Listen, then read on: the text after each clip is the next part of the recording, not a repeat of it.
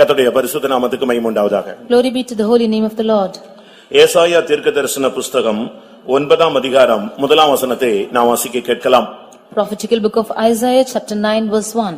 ஆகிலும் அவர் செபுலோன் நாட்டையும் நப்தலி நாட்டையும் இடுக்கமாய் ஈனப்படுத்தின முந்தின காலத்திலிருந்து இருந்தது போல அது இருண்டிப்பதில்லை. ஏனென்றால் அவர் கடற்கரை அருகிலும் யோர்தான் நதியோரத்திலும் உள்ள புறஜாதியருடைய கலிலேயாவாகிய அத்தேசத்தை பிற்காலத்திலே மகிமைப்படுத்துவார். கர்த்தருடைய பரிசுத்த நாமத்துக்கு மகிமை உண்டாவதாக.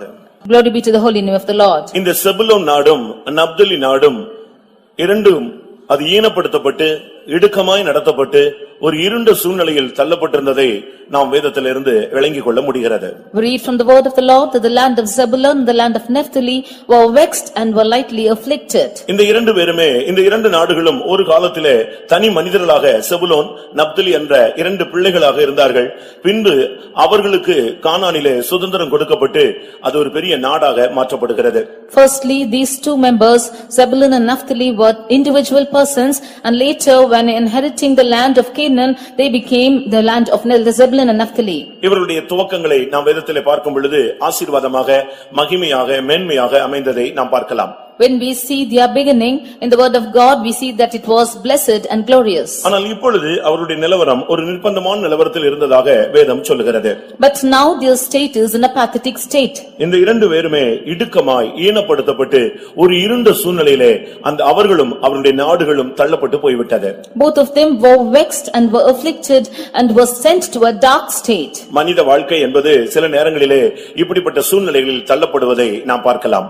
We see that the state of the people in mankind is sent to such a state. ஆவிக்குரிய வாழ்க்கை கூட ஒரு சிலருக்கு இப்படித்தான் திடீரென்று அமைந்து விடுகிறது. Even the spiritual life of some people have becoming like this. ஆனால் இவர்களை நோக்கி ஆண்டவராகிய இயேசு கிறிஸ்து அங்கே கடந்து வந்தார். அதனுடைய தீர்க்கதரிசனம் தான் இந்த வார்த்தை.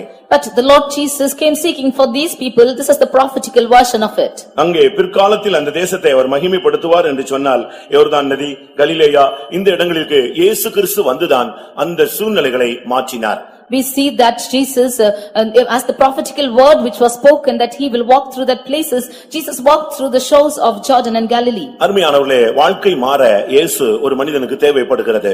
To the change of man, there is need of Jesus. இயேசு இல்லாமல் ஒரு இருள் சூழ்ந்த சூழ்நிலையிலே நாம் கடந்து போக முடியாது. Without Jesus, we cannot cross through the state of darkness. இருண்ட சூழ்நிலை மாற வேண்டுமானால் அந்த இடத்திலே இயேசு கடந்து வர வேண்டியது அவசியமாக இருக்கிறது. If the state of darkness should be changed, there should be Jesus coming to that place. இயேசு இல்லாத இடங்கள் ஒரு இருள் சூழ்ந்த இடமாகத்தான் காலகாலங்களாக இருந்து கொண்டே இருக்கும். Where Jesus is not found, it is forever seen in a dark state. இந்த காலை வேளையிலே ஆண்டவருடைய பிரசன்னத்திலே கடந்து வந்திருக்கிற நம்முடைய வாழ்க்கையிலே இந்த இடுக்கம் இந்த ஈனப்படுத்தப்பட்ட நிலவரங்கள் இருண்ட சூழ்நிலைகள் இருக்கிறதா என்று நாம் ஆராய்ந்து பார்ப்போமானால் நம்முடைய வாழ்க்கையிலே அதிகமாக இப்படிப்பட்ட பாதையில்தான் நாம் கொண்டு செல்லப்படுகிறோம். This morning, if we examine and see that if we are vexed or afflicted or found in this state, we find that many situations we are found in this state. இன்றைக்கும் கூட நம்முடைய வாழ்க்கையிலே பல இடுக்கங்களை பார்க்கலாம். Today also we see many vexations in our life. நித்திய ஜீவனுக்கு போகிற வழிதான வழி ஒரு இடுக்கமான வழி என்று நாம் பார்க்கலாம். We see that the life to go into eternal life, everlasting life, is a straight path. இன்றைக்கும் கூட துன்மார்க்கருடைய போராட்டங்கள் நம்முடைய வாழ்க்கையிலே இருக்குமானால் நாம் இடுக்கமான பாதையிலே போகிறோம் என்று 55ஆம் சங்கீதம் 2ஆம் வசனத்திலே நாம் பார்க்க முடியும். We read in Psalm 55 verse 2 that if we walk through the path of the wicked, then we are going through darkness. பொல்லாத மனுஷருடைய போராட்டங்கள் உங்களுடைய வாழ்க்கையிலே இருக்குமானால் நீங்கள் ஒரு இடுக்கமான பாதையிலே போகிறீர்கள் என்பதை நீங்கள் விளங்கிக் கொள்ளலாம். You could understand that if you walk through the path of the wicked, then you are going through a path of straight. ஆவிக்குரிய ஜீவியத்தை நாம் பார்க்கும் பொழுது இஸ்ரவேல் ஜனங்கள் கூட எகிப்திலே ஒரு பெரிய இடுக்கணிலே அவர்கள் கொடிய இடுக்கமான பாதையில்தான் அவர்கள் நடத்தப்பட்டார்கள். We see that in our spiritual life that the children of Israel were led in the path of affliction. 106ஆம் சங்கீதம் 44ஆம் வசனத்திலே நாம் இதை பார்க்க முடியும். We read this in 106th Psalm verse 46. பிரியமானவர்களே, மனித வாழ்க்கையிலே பலவிதமான இடுக்கங்களை நாம் வேதத்திலே பார்க்க முடியும். We see many types of afflictions in the life of the people. உங்களுடைய வாழ்க்கையிலே மனிதனுடைய போராட்டங்கள் இருக்கிறதா? Are you finding the problems of man? இல்லாவிட்டால் பொல்லாத ஆவிகளுடைய போராட்டங்கள் இருக்கிறதா? Or are you having problems with evil spirits? இல்லாவிட்டால் பாவ சுபாவங்களுடைய பொல்லாத சுபாவங்கள் தீய பழக்க வழக்கங்களுடைய போராட்டங்கள் இருக்கிறதா? Or are you having problems with with sin or any evil natures. இந்த இடுக்கத்தினுடைய அடுத்த ஸ்டெப் என்னன்னு சொன்னா ஈனம் கேவலப்படுத்துகிற ஒரு அனுபவங்கள். This path of vexation is landing to affliction. ஆவிக்குரிய தேவனுடைய ஜனங்களை ஈனப்படுத்துவது, தலைகுனிய வைப்பது, அவமானப்படுத்துவது இது பிசாசுனுடைய ஒரு நோக்கமாக இருக்கிறது. To put the people to shame or put them down is the lightly esteeming condition. ஒரு தேவனுடைய பிள்ளையை அவமானப்படுத்துவதுதான் பிசாசுனுடைய ஒரு தந்திரமான நோக்கம். The wild nature of the Satan is to put the people of God into shame. ஆனால் வேதம் என்ன சொல்லுகிறது? But what does the word of God say? யாக்கோபு இனிமேல் செத்த முகமாய் இருப்பது இல்லை என்று சொல்லப்பட்டிருக்கிறது. Jacob shall not be found with a dead face. வாழ்க்கையிலே சில சூழ்நிலைகளிலே நாம் பல பாதைகளிலே கொண்டு செல்லப்படுகிறோம். ஆனால் கர்த்தருடைய சன்னிதானத்துக்கு வரும்பொழுது அந்த சூழ்நிலைகளை கர்த்தர் கிருபையாய் மாற்றுகிறார். In our lives we go through various paths, but when we come to the presence of God, the Lord is changing every path. இந்த ரெண்டு நாடுகளுமே ஒரு இருண்ட சூழ்நிலைக்கு கொண்டு போகப்பட்டது. Both these lands were led to a darkened state. இன்றைக்கும் கூட अनेक தேவனுடைய பிள்ளைகள் ஒரு இருண்ட சூழ்நிலையில் தான் போய் கொண்டிருக்கிறார்கள். Even today many people of God are going through the path of darkness. அவருடைய பாதை தென்படுவதில்லை. They do not find their paths. அவருடைய வழிகளை அவர்களுக்கு அறிய முடியவில்லை. They do not know the path they tread. நம்மை சூழ்ந்து என்ன சுற்றி என்ன நடக்கிறது என்பதை நம்மால் விளங்கிக் கொள்ள முடியவில்லை. We are not able to discern what is going around us. இந்த நாட்கள் எவ்வளவு நீடிக்கும் என்று நமக்கு சொல்ல முடியவில்லை. We do not know how long these days will prolong. இப்படியே போனால் நம்முடைய அடுத்த கட்ட வாழ்க்கை எப்படி அமையும் என்று நமக்குள்ளே ஒரு கேள்வி எழும்புகிறது. If it continues, how will all our bad days will go? Such a question is arising in us. பிரியமானவர்களே, இந்த இரண்டு பேரும் யார்? Who are these two people? ஏன் அவர்களுக்கு இப்படிப்பட்ட ஒரு சூழ்நிலை அமைந்தது? Why such a state came to them? எப்படி அவர்கள் ஒரு காலத்திலே வாழ்ந்தார்கள்? How did they live once? இவைகளைத்தான் நம்ம இந்த ஆராதனையிலே நாம் சிந்திக்க போகிறோம். This is what we are going to meditate. கர்த்தர் என்ன செய்ய போகிறார் என்று சொல்லுகிறேன். I tell you what the Lord is going to do. இதுவரை ஒருவேளை இருண்ட சூழ்நிலைகள் இருந்திருக்கலாம். இனிமேல் கர்த்தர் உங்களை மகிமைப்படுத்தும்படியாக வாஞ்சிக்கிறார். So long you might be in a darkened state, but the Lord desires to enlighten. இன்றைய மெசேஜ் கர்த்தர் உன்னை மகிமைப்படுத்துவார். Today's message is the Lord will glorify you. இனிமேல் நீ இருண்டிருப்பது இல்லை. Hereafter you will not be in a darkened state. பிற்காலம் என்று சொல்கிறது இனிமேல் உள்ள பிற்காலம் அல்ல, இப்பொழுது இருந்து அந்த பிற்காலம் துவங்குகிறது. The days to come is not in the days to come afterwards, but from now onwards. ஒரு தேவனுடைய பிள்ளையை மகிமைப்படுத்துவது ஆண்டவருடைய திட்டமாக இருக்கிறது. It is the plan of the Lord to glorify the people of God. ஆண்டவராகிய இயேசு கிறிஸ்து இந்த உலகத்தில் ஊழியம் செய்த பொழுது, When Jesus ministered on this land, பிதாவே என்னை நீர் மகிமைப்படுத்தும் என்று ஒரு விசை அவர் கேட்டுக்கொண்டார். once he prayed, God, Father, you honor me. உடனே பரத்திலிருந்து பிதாவினிடத்திலிருந்து சிங்காசனத்திலிருந்து ஒரு சத்தம் தொனித்தது. Immediately from the Lord God of heaven and from the throne came a voice. உம்மை மகிமைப்படுத்தினேன். I have glorified thee. இன்னும் நான் உம்மை மகிமைப்படுத்துவேன். And heretofore I will glorify you. இதே வார்த்தை தான் இந்த காலை வேளையிலே நம்முடைய சபைக்கு தேவன் அருளுகிற ஒரு வார்த்தை. This is the verse which the Lord is proclaiming to the church today morning. இதுவரை நான் உன்னை மகிமைப்படுத்தினது மாத்திரமல்ல, இனிமேலும் நான் உன்னை மகிமைப்படுத்துவேன். Thus far have I glorified you, and henceforth will I glorify you. வேதம் சொல்லுகிறது யோர்தான் நதி அருகிலும் கலிலேயா கரைக்கரை ஓரத்திலும் பிற்காலத்திலே அந்த தேசத்தை கர்த்தர் மகிமைப்படுத்துவார். The word of God says that in the shores of Jordan and Galilee will the Lord glorify hereafter. முதலாவது இவர்களுடைய தனிப்பட்ட வாழ்க்கையை நாம் சிந்திக்க வேண்டியது அவசியம். Moreover, we have to consider their individual lives. இந்த செபுலோன் யார்? Who is this Zebulun? இந்த நப்தலி யார்? Who is this Naphtali? அவர்கள் துவக்கம் எப்படி இருந்தது? How was their beginning? அவருடைய வளர்ச்சி எப்படி இருந்தது? How was their growth? அவர்கள் எப்படி தடுமாற ஆரம்பித்தார்கள்? How did they begin to stagger? பின்பு எப்படி தேவன் அவர்களை தேடி வந்தார்? And how did the Lord come after them afterwards? இதனுடைய ஆதி அந்தம் நமக்கு தெரிந்தால்தான் நம்முடைய வாழ்க்கையோடு அதை இணைத்து தேவன் நம்மோடு இடைபடக்கூடிய வாய்ப்பை நாம் ஏற்படுத்தி கொடுக்க இயலும். Only when we know their beginning and their end, we can give room to such a kind in our life, and the Lord shall work in us. இந்த இரண்டு பேருமே தனித்தனியாக இருந்தாலும் அவர்கள் இரட்டையர் போல அவர்கள் செயல்பட்டார்கள். Although Zebulun and Naphtali are individual people, they work together. தகப்பன் ஒன்று, தாய் இரண்டு பேர். The father is one, but there are two mothers. தனித்தனி தாய்மார்கள், வெவ்வேறு தாய்களுக்கு பிறந்தவர்கள். Both of them was born to individual mothers. ஆனால் தகப்பன் ஒரே நபராக காணப்பட்டார். But the father is one person. ஆனால் இரண்டு பேருமே எல்லா இடங்களிலுமே ரெண்டு பேருமே இரட்டையர்கள் போலவே அவர்கள் செயல்பட்டார்கள். But both unitedly dealt in every matter. ஒரு நல்ல காரியமானாலும் ரெண்டு பேர் சேர்ந்து தான் நிற்பார்கள். May it be a good thing, they will join together. நான் அதை வேதத்திலே படித்த பொழுது, when we read in the word of God, ரெண்டு பேரும் நல்ல காரியத்திலும் ரெண்டு பேரும் பேரும் சேர்ந்து இருந்தாங்க. ஆனா பாதிக்கப்படும் பொழுது ரெண்டு பேருமே பாதிக்கப்பட்டு போய்விட்டார்கள். They both joined together in a good thing, but when they were disturbed or when they affected, both of them were affected. இடுக்கமாய் ஈனப்படுத்தப்பட்டு நிர்பந்தமான சூழ்நிலையிலே தள்ளப்படும் பொழுது ரெண்டு பேருமே பாதிக்கப்பட்டார்கள். ஆனால் ரெண்டு பேருமே ஒரு காலத்திலே கர்த்தருக்காக நின்றவர்கள். They were vexed and lightly esteemed and put to shame, but they were once standing for the Lord. கர்த்தருடைய பரிசுத்த நாமத்துக்கு மகிமை உண்டாவதாக. Glory be to the holy name of the Lord. செபுலோன் என்றால் என்ன அர்த்தம்? What is the meaning of Zebulun? ஆதியாகமம் 30ஆம் அதிகாரத்தை நாம் பார்க்கும் பொழுது, When we read in Genesis chapter 30, 20ஆம் வசனத்தை கண்ணோக்கும் பொழுது, verse 20, அங்கே அந்த செபுலோனை குறித்து அவனுடைய தாய் பேசுகிறாள். there about Zebulun her mother is speaking. அவன் லேயாளுக்கு 6வது பிள்ளை. He is the 6th son to Leah. கர்த்தர் அவனை சந்தித்தார். The Lord met him. கர்த்தர் அவனோடு இடைப்பட்டார். The Lord spoke to him. யாக்கோபுக்கு அவன் 10வது மகன். He was the 10th son to Jacob. அவன் பிறந்த பொழுது அந்த தாய் சொன்னாள், கர்த்தர் எனக்கு ஒரு நல்ல ஈவை தந்தார். When the Lord gave him, she said that the Lord had given me a good dowry.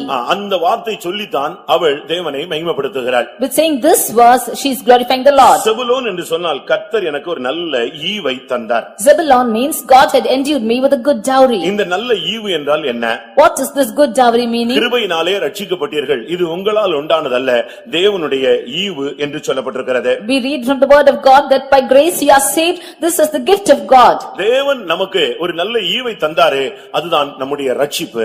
The gift of God is our salvation.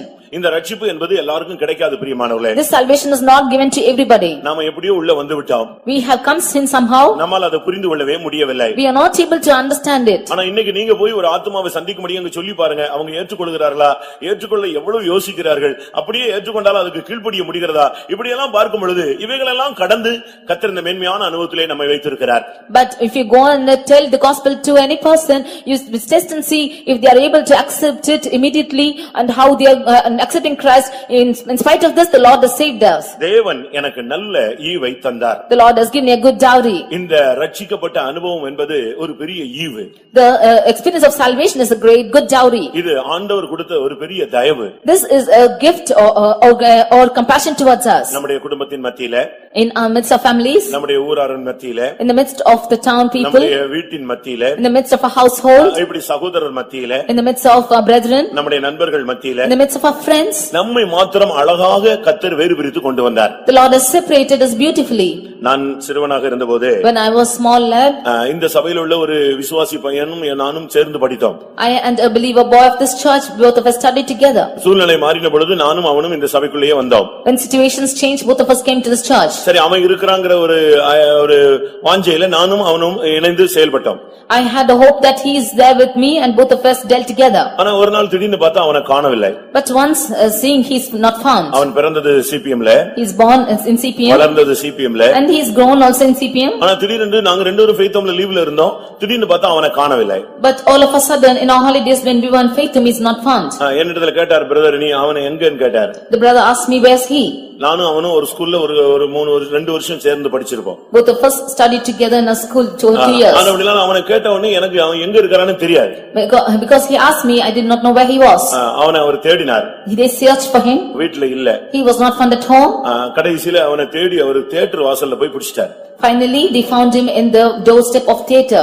ஒரு தியேட்டர் வாசல்ல போய் பிடிச்சிட்டார். He was found at the door of theater. அது அவருக்கு ரொம்ப விசனமாக இருந்தது. That was grievous to him. என்ன பண்றதுன்னு அவருக்கு தெரியல. He did not know what to do. அவனுக்கு அவர் வெக்கமா போய் வீட்டுக்கு ஓடி போய்ட்டான். He too felt ashamed and he ran home. அவர் வீட்ல ஃபெய்த்தம்ல உட்கார்ந்து ஜெபித்தாராம். He came to the Faithum and prayed. அவன் அல்ல இவன் தான் என்று கர்த்தர் சொன்னார். He is not, that is not the person and this is he. அன்றோடு அவர் என்னை பிடித்துக் கொண்டார். From that day onwards he caught hold of me. ஆண்டவரும் என்னை பிடித்தார். And the Lord also caught hold of me. அந்த ஈவு எனக்கு கிடைத்தது. I got that gift. அதுக்கு பின்பு அவன் ஊழியத்தினுடைய அந்த சிந்தையே அற்று போய் அப்படி கொஞ்ச நாள் இருந்தா இப்பொழுது விசுவாசியாக இருக்கிறான். He lost the thought of the ministry and he was like that for some days. Now he is the believer. ரட்சிப்பு என்பது ஒரு பெரிய ஈவு பிரியமானவர்களே. Salvation is a great gift.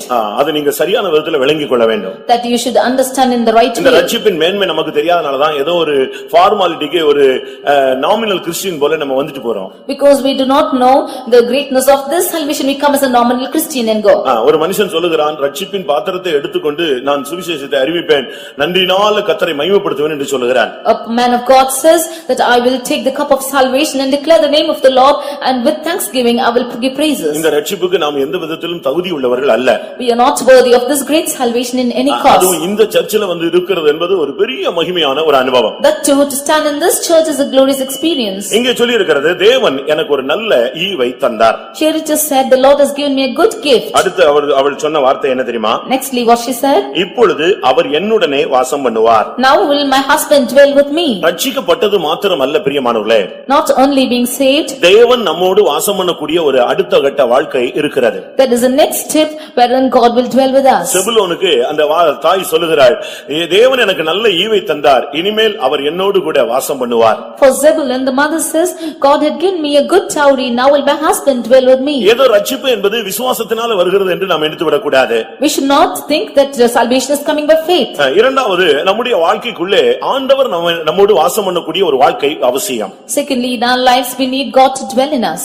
தேவன் நம்மோடு வாசம் பண்ணுகிற அனுபவம் தான் பரிசுத்த ஆவியின் மூலமாக நமக்கு அருளப்படுகிற அடுத்த ஒரு ஈவாக இருக்கிறது. The experience of God dwelling in us is the gift of the Holy Spirit. விலையேற பெற்ற அந்த பொக்கிஷத்தை நம்முடைய மண்பாண்டங்களில் நாம் பெற்றுக்கொள்கிறோம். He has given this precious treasure in this earthly vessels. இன்றைக்கு எத்தனை பேருக்குள்ளே கர்த்தர் வாசம் பண்ணுகிறார்? In how many of us is the Lord dwelling today? ரட்சிக்கப்பட்டது அது ஒரு ஃபர்ஸ்ட் ஸ்டெப். அது Salvation is the first step. ஆனால் தேவன் வாசம் பண்ணுகிறதான் ரொம்ப முக்கியமான ஒரு அனுபவம். But God dwelling in us is an important state. ஒரு மனுஷனுக்குள்ள தேவன் எப்படி வாசம் பண்ணுகிறார்? How does the Lord dwell in man? ஆவியானவர் நமக்குள்ளே வரும்பொழுதுதான் தேவனுடைய வாசஸ்தலமாய் நாம் மாற்றப்படுகிறோம். When the Spirit of God comes into us, we become the temple of God. அதே மேலும் நமக்கு அருளப்பட்ட பரிசுத்த ஆவியினாலே தேவனுடைய அன்பு நம்முடைய உள்ளங்களிலே ஊற்றப்பட்டிருக்கிறது என்று வேதம் சொல்லுகிறது. For the love of God is shed abroad in us by the Holy Spirit in giving to நீங்கள் us. ஒருவேளை ரட்சிக்கப்பட்ட என்ற அந்த நிலவரத்திலே நீங்கள் நின்று விட வேண்டாம். தேவன் வாசம் பண்ணுகிற ஒரு வாழ்க்கையை நீங்கள் பயிற்சியுங்கள். Do not stand with the experience of salvation, but you learn to experience the life which the Lord desires. தேவன் வாசம் பண்ணும்போதுதான் அந்த வாழ்க்கை சரியான விதத்திலே அமையும்.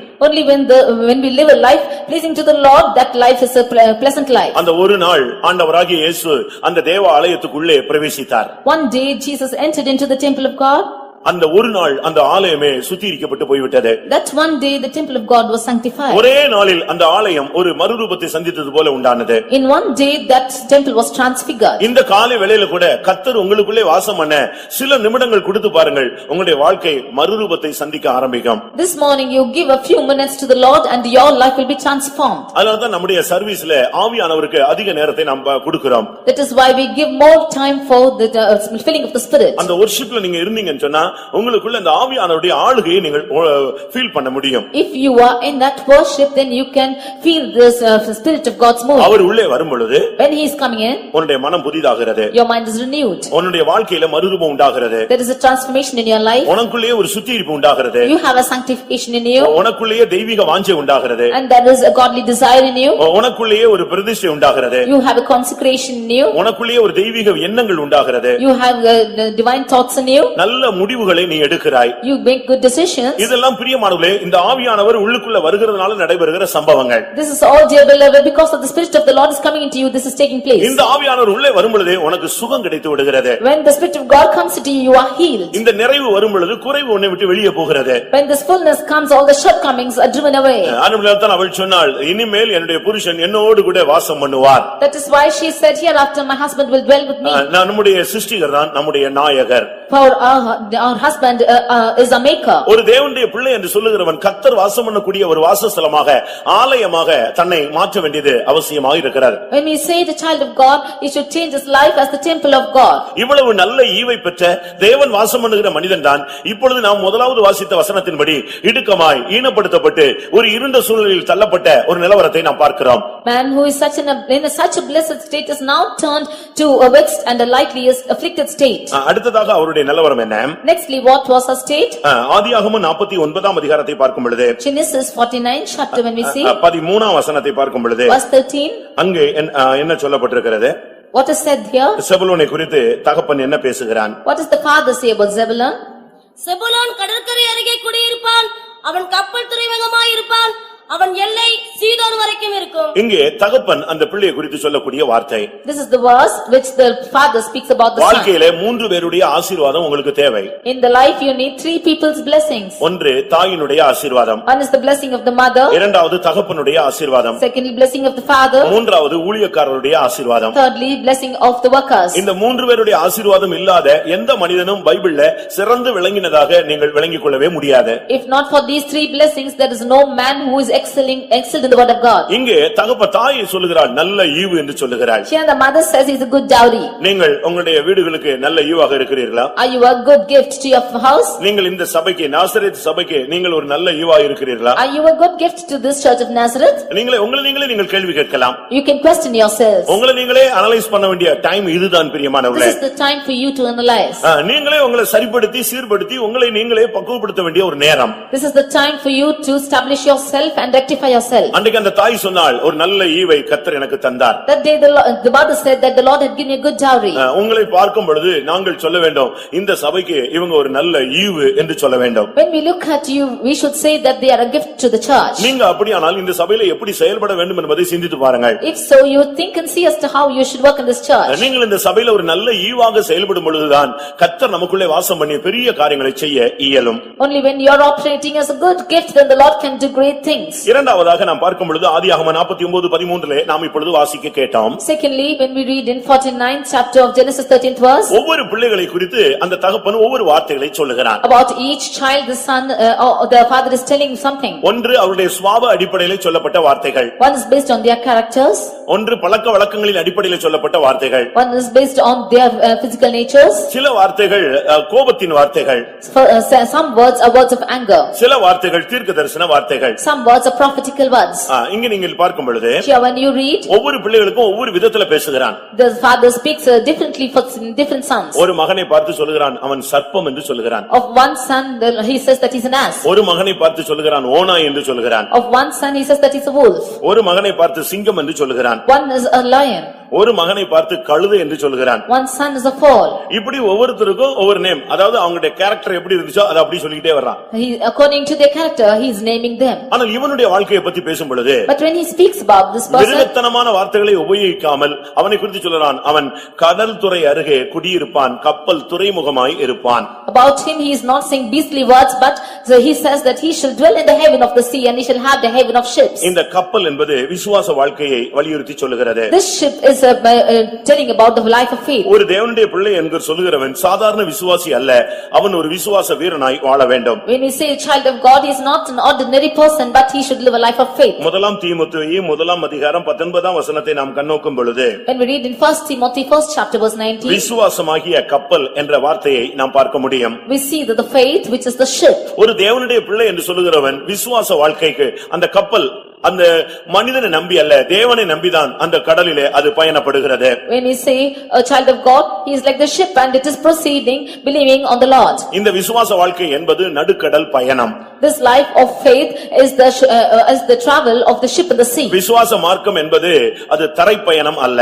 The life of faith is not a road ride. அது நீங்க சரியான விதத்தில் விளங்கிக் கொள்ள வேண்டும். You should understand this well. இது தரை பயணமாக இருந்தால் If you should travel by road, ஒரு சின்ன பிரச்சனைனா இறங்கி நின்னுக்கலாம். you can stand out if you have something wrong. ஏதாவது சூழ்நிலை மாறினா இறங்கி ஓடி போயிடலாம். If any situation changes, you can run away. ஏதாவது பிரச்சனைனா கூட நம்ம சால்வ் பண்ணலாம். Or if there's any problem, you can solve it. ஆனா விசுவாச வாழ்க்கை கப்பலுக்கு ஒப்புமையாக சொல்லப்பட்டிருக்கிறது. But the life of faith is compared to the ship. அதுல ஏதாவது பிரச்சனைன்னு வந்தா என்ன செய்ய முடியாது? If there is anything wrong in it, இறங்கி நின்னுங்கறேன் நீங்க போங்கன்னு சொல்ல முடியாது.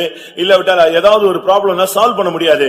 ஒரே வழி தெய்வத்தை மாத்திரமே நம்பி இருக்கிற ஒரு வாழ்க்கை. you cannot solve if there is any problem happening in the ship.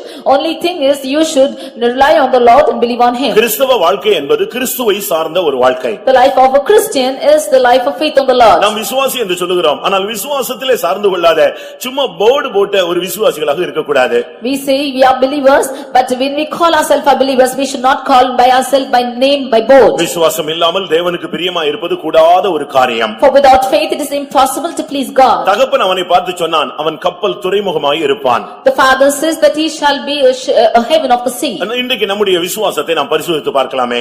Today let us test our faith. நீங்களே உங்களை சோதித்து பாருங்கள். Let yourselves, you test yourself. உங்களுடைய விசுவாசத்தை இன்னொரு ஆள் சோதிக்க வேண்டிய அவசியம் இல்லை. There is no need for others to test your faith. 2 கொரிந்தியர் 13 அதிகாரத்தை பார்க்கும் பொழுது Reading in 2 Corinthians chapter 13 5ஆம் வசனத்திலே verse 5. இன்னொருவன் சோதிக்க வேண்டியதில்லை, நீங்களே சோதித்து பாருங்கள். There is no need for others to test your life, you can test yourself. 2 கொரிந்தியர் 13:5 வாசிக்கலாம். You read 2 Corinthians 13:5. நீங்கள் விசுவாசம் உள்ளவர்களோ என்று உங்களை நீங்களே சோதித்து அறியுங்கள்.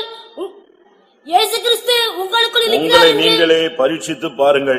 இது நீங்களே உங்களை நீங்களே சோதித்து பார்க்க வேண்டிய ஒரு நேரம். This is the time that you should examine yourself. ஒரு தேவனுடைய பிள்ளை என்று சொல்கிறோம், நம்முடைய விசுவாசத்தை நாமே டெய்லி செக் பண்ணலாம். When we say we are the children of God, we should examine our faith. இந்த கழுகுகளை நீங்கள் பார்ப்பீர்களானால் When you see the eagles, அதுக்கு ஒரு டைம் வரும் பொழுது அந்த இறகுகள் சிறகுகள் எல்லாம் உதிர ஆரம்பிக்கிறது. when a particular time comes, it's all its feathers are wither away. அப்படி ஒரு சூழ்நிலை வருகிறது என்று தெரிந்த உடனே அது ஒரு உயரமான உன்னதமான பாதுகாப்பான ஒரு இடத்தை நாடி சென்று விடுகிறது. When it knows that it has come to such a situation, it is seeking for a high and lofty place for shelter. ஏனென்றால் சத்துருக்கள் கையில் சிக்கிவிடக் கூடாது. Because it should not be caught in the hands of இந்த இறகு enemies. சிறகுகள் எல்லாம் உதிர்ந்தால் இப்பொழுது சத்துரு வருவானானால் அதால் பறந்து போக தப்பிக்கொள்ள முடியாது. When all these feathers are withered, then it cannot fly away when its enemies come.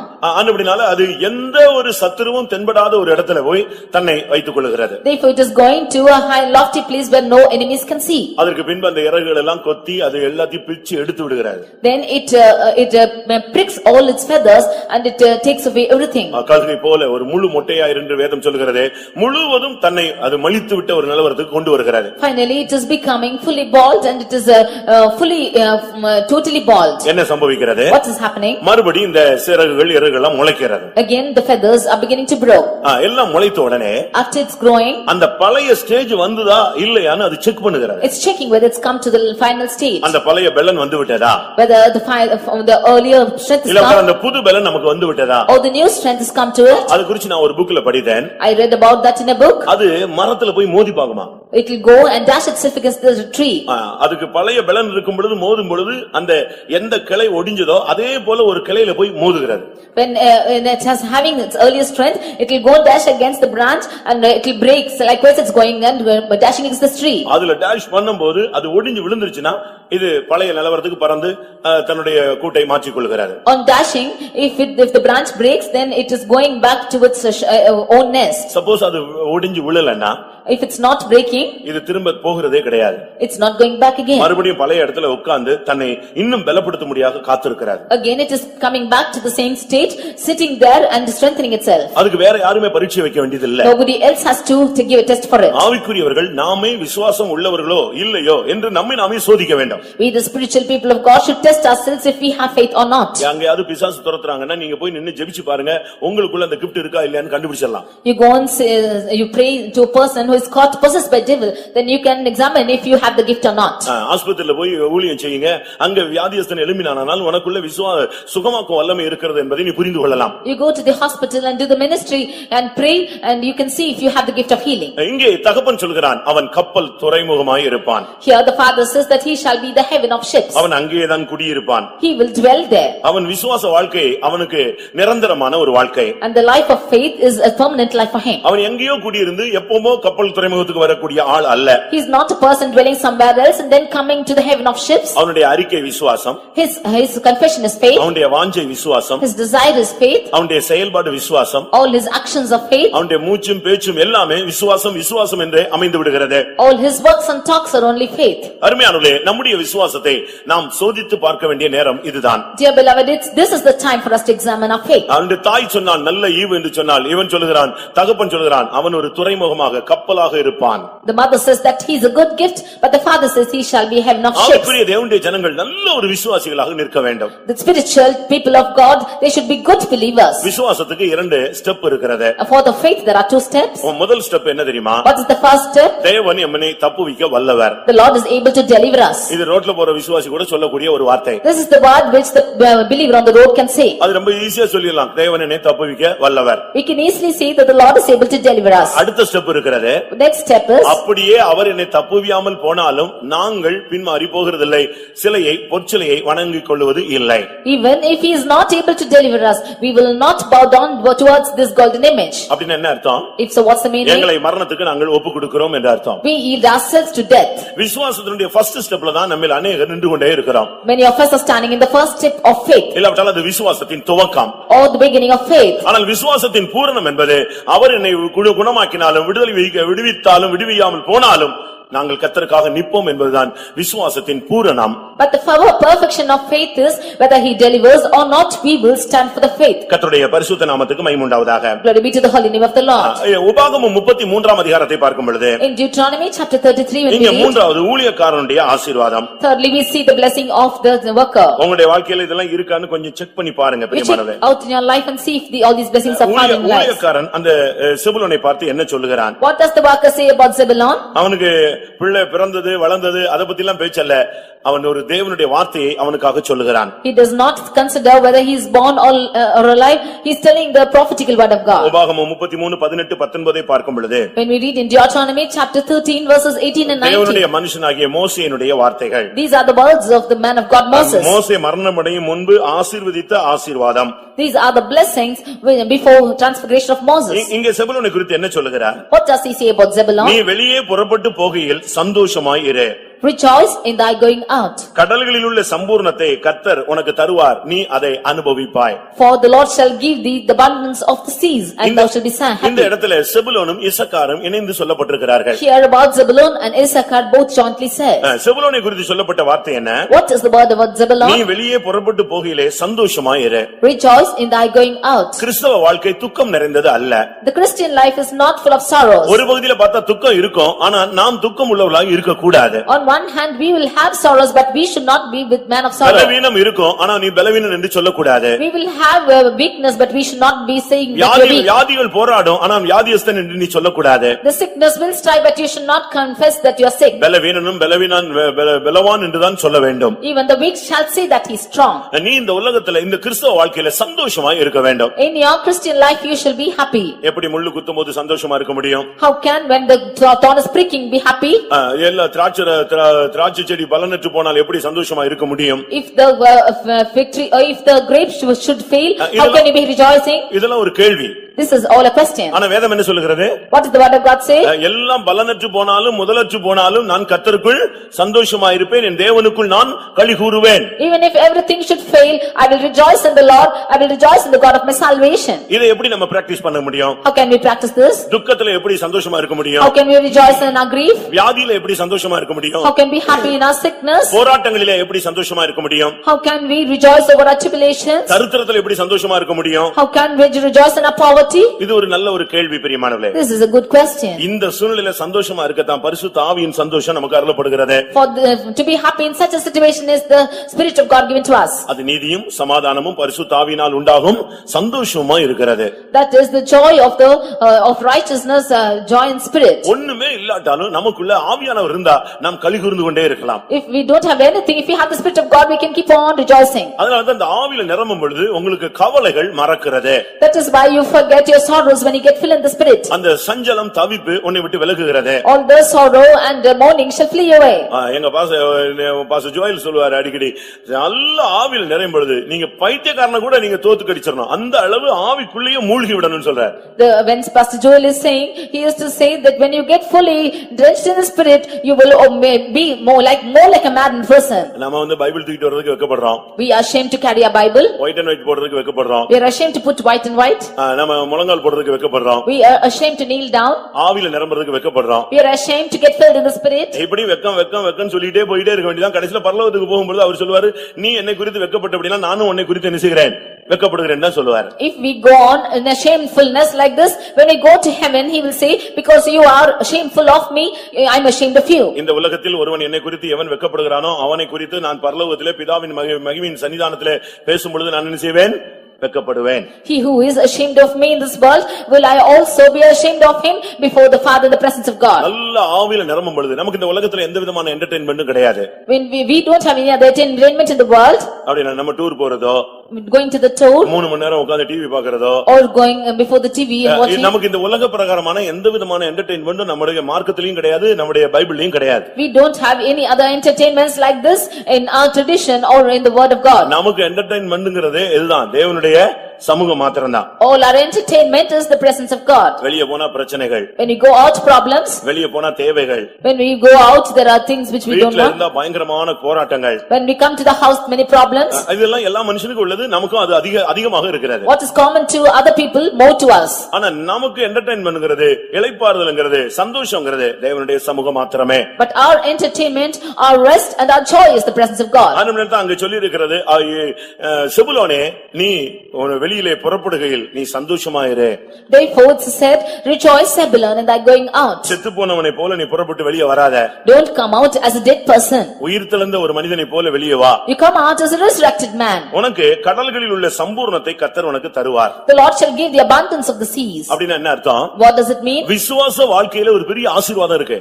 There is a great blessing in the life of faith. விசுவாச வாழ்க்கைக்குள்ள ஒரு பெரிய சமாதானம் இருக்கு. In the life of faith is a great peace. விசுவாச வாழ்க்கைக்குள்ள ஒரு பெரிய நிச்சயம் இருக்கிறது. There is a great surety in the life of faith. இந்த விசுவாச வாழ்க்கைக்கு ஒரு பெரிய பிரதிபலன் உண்டு. There is a great reward for the faith.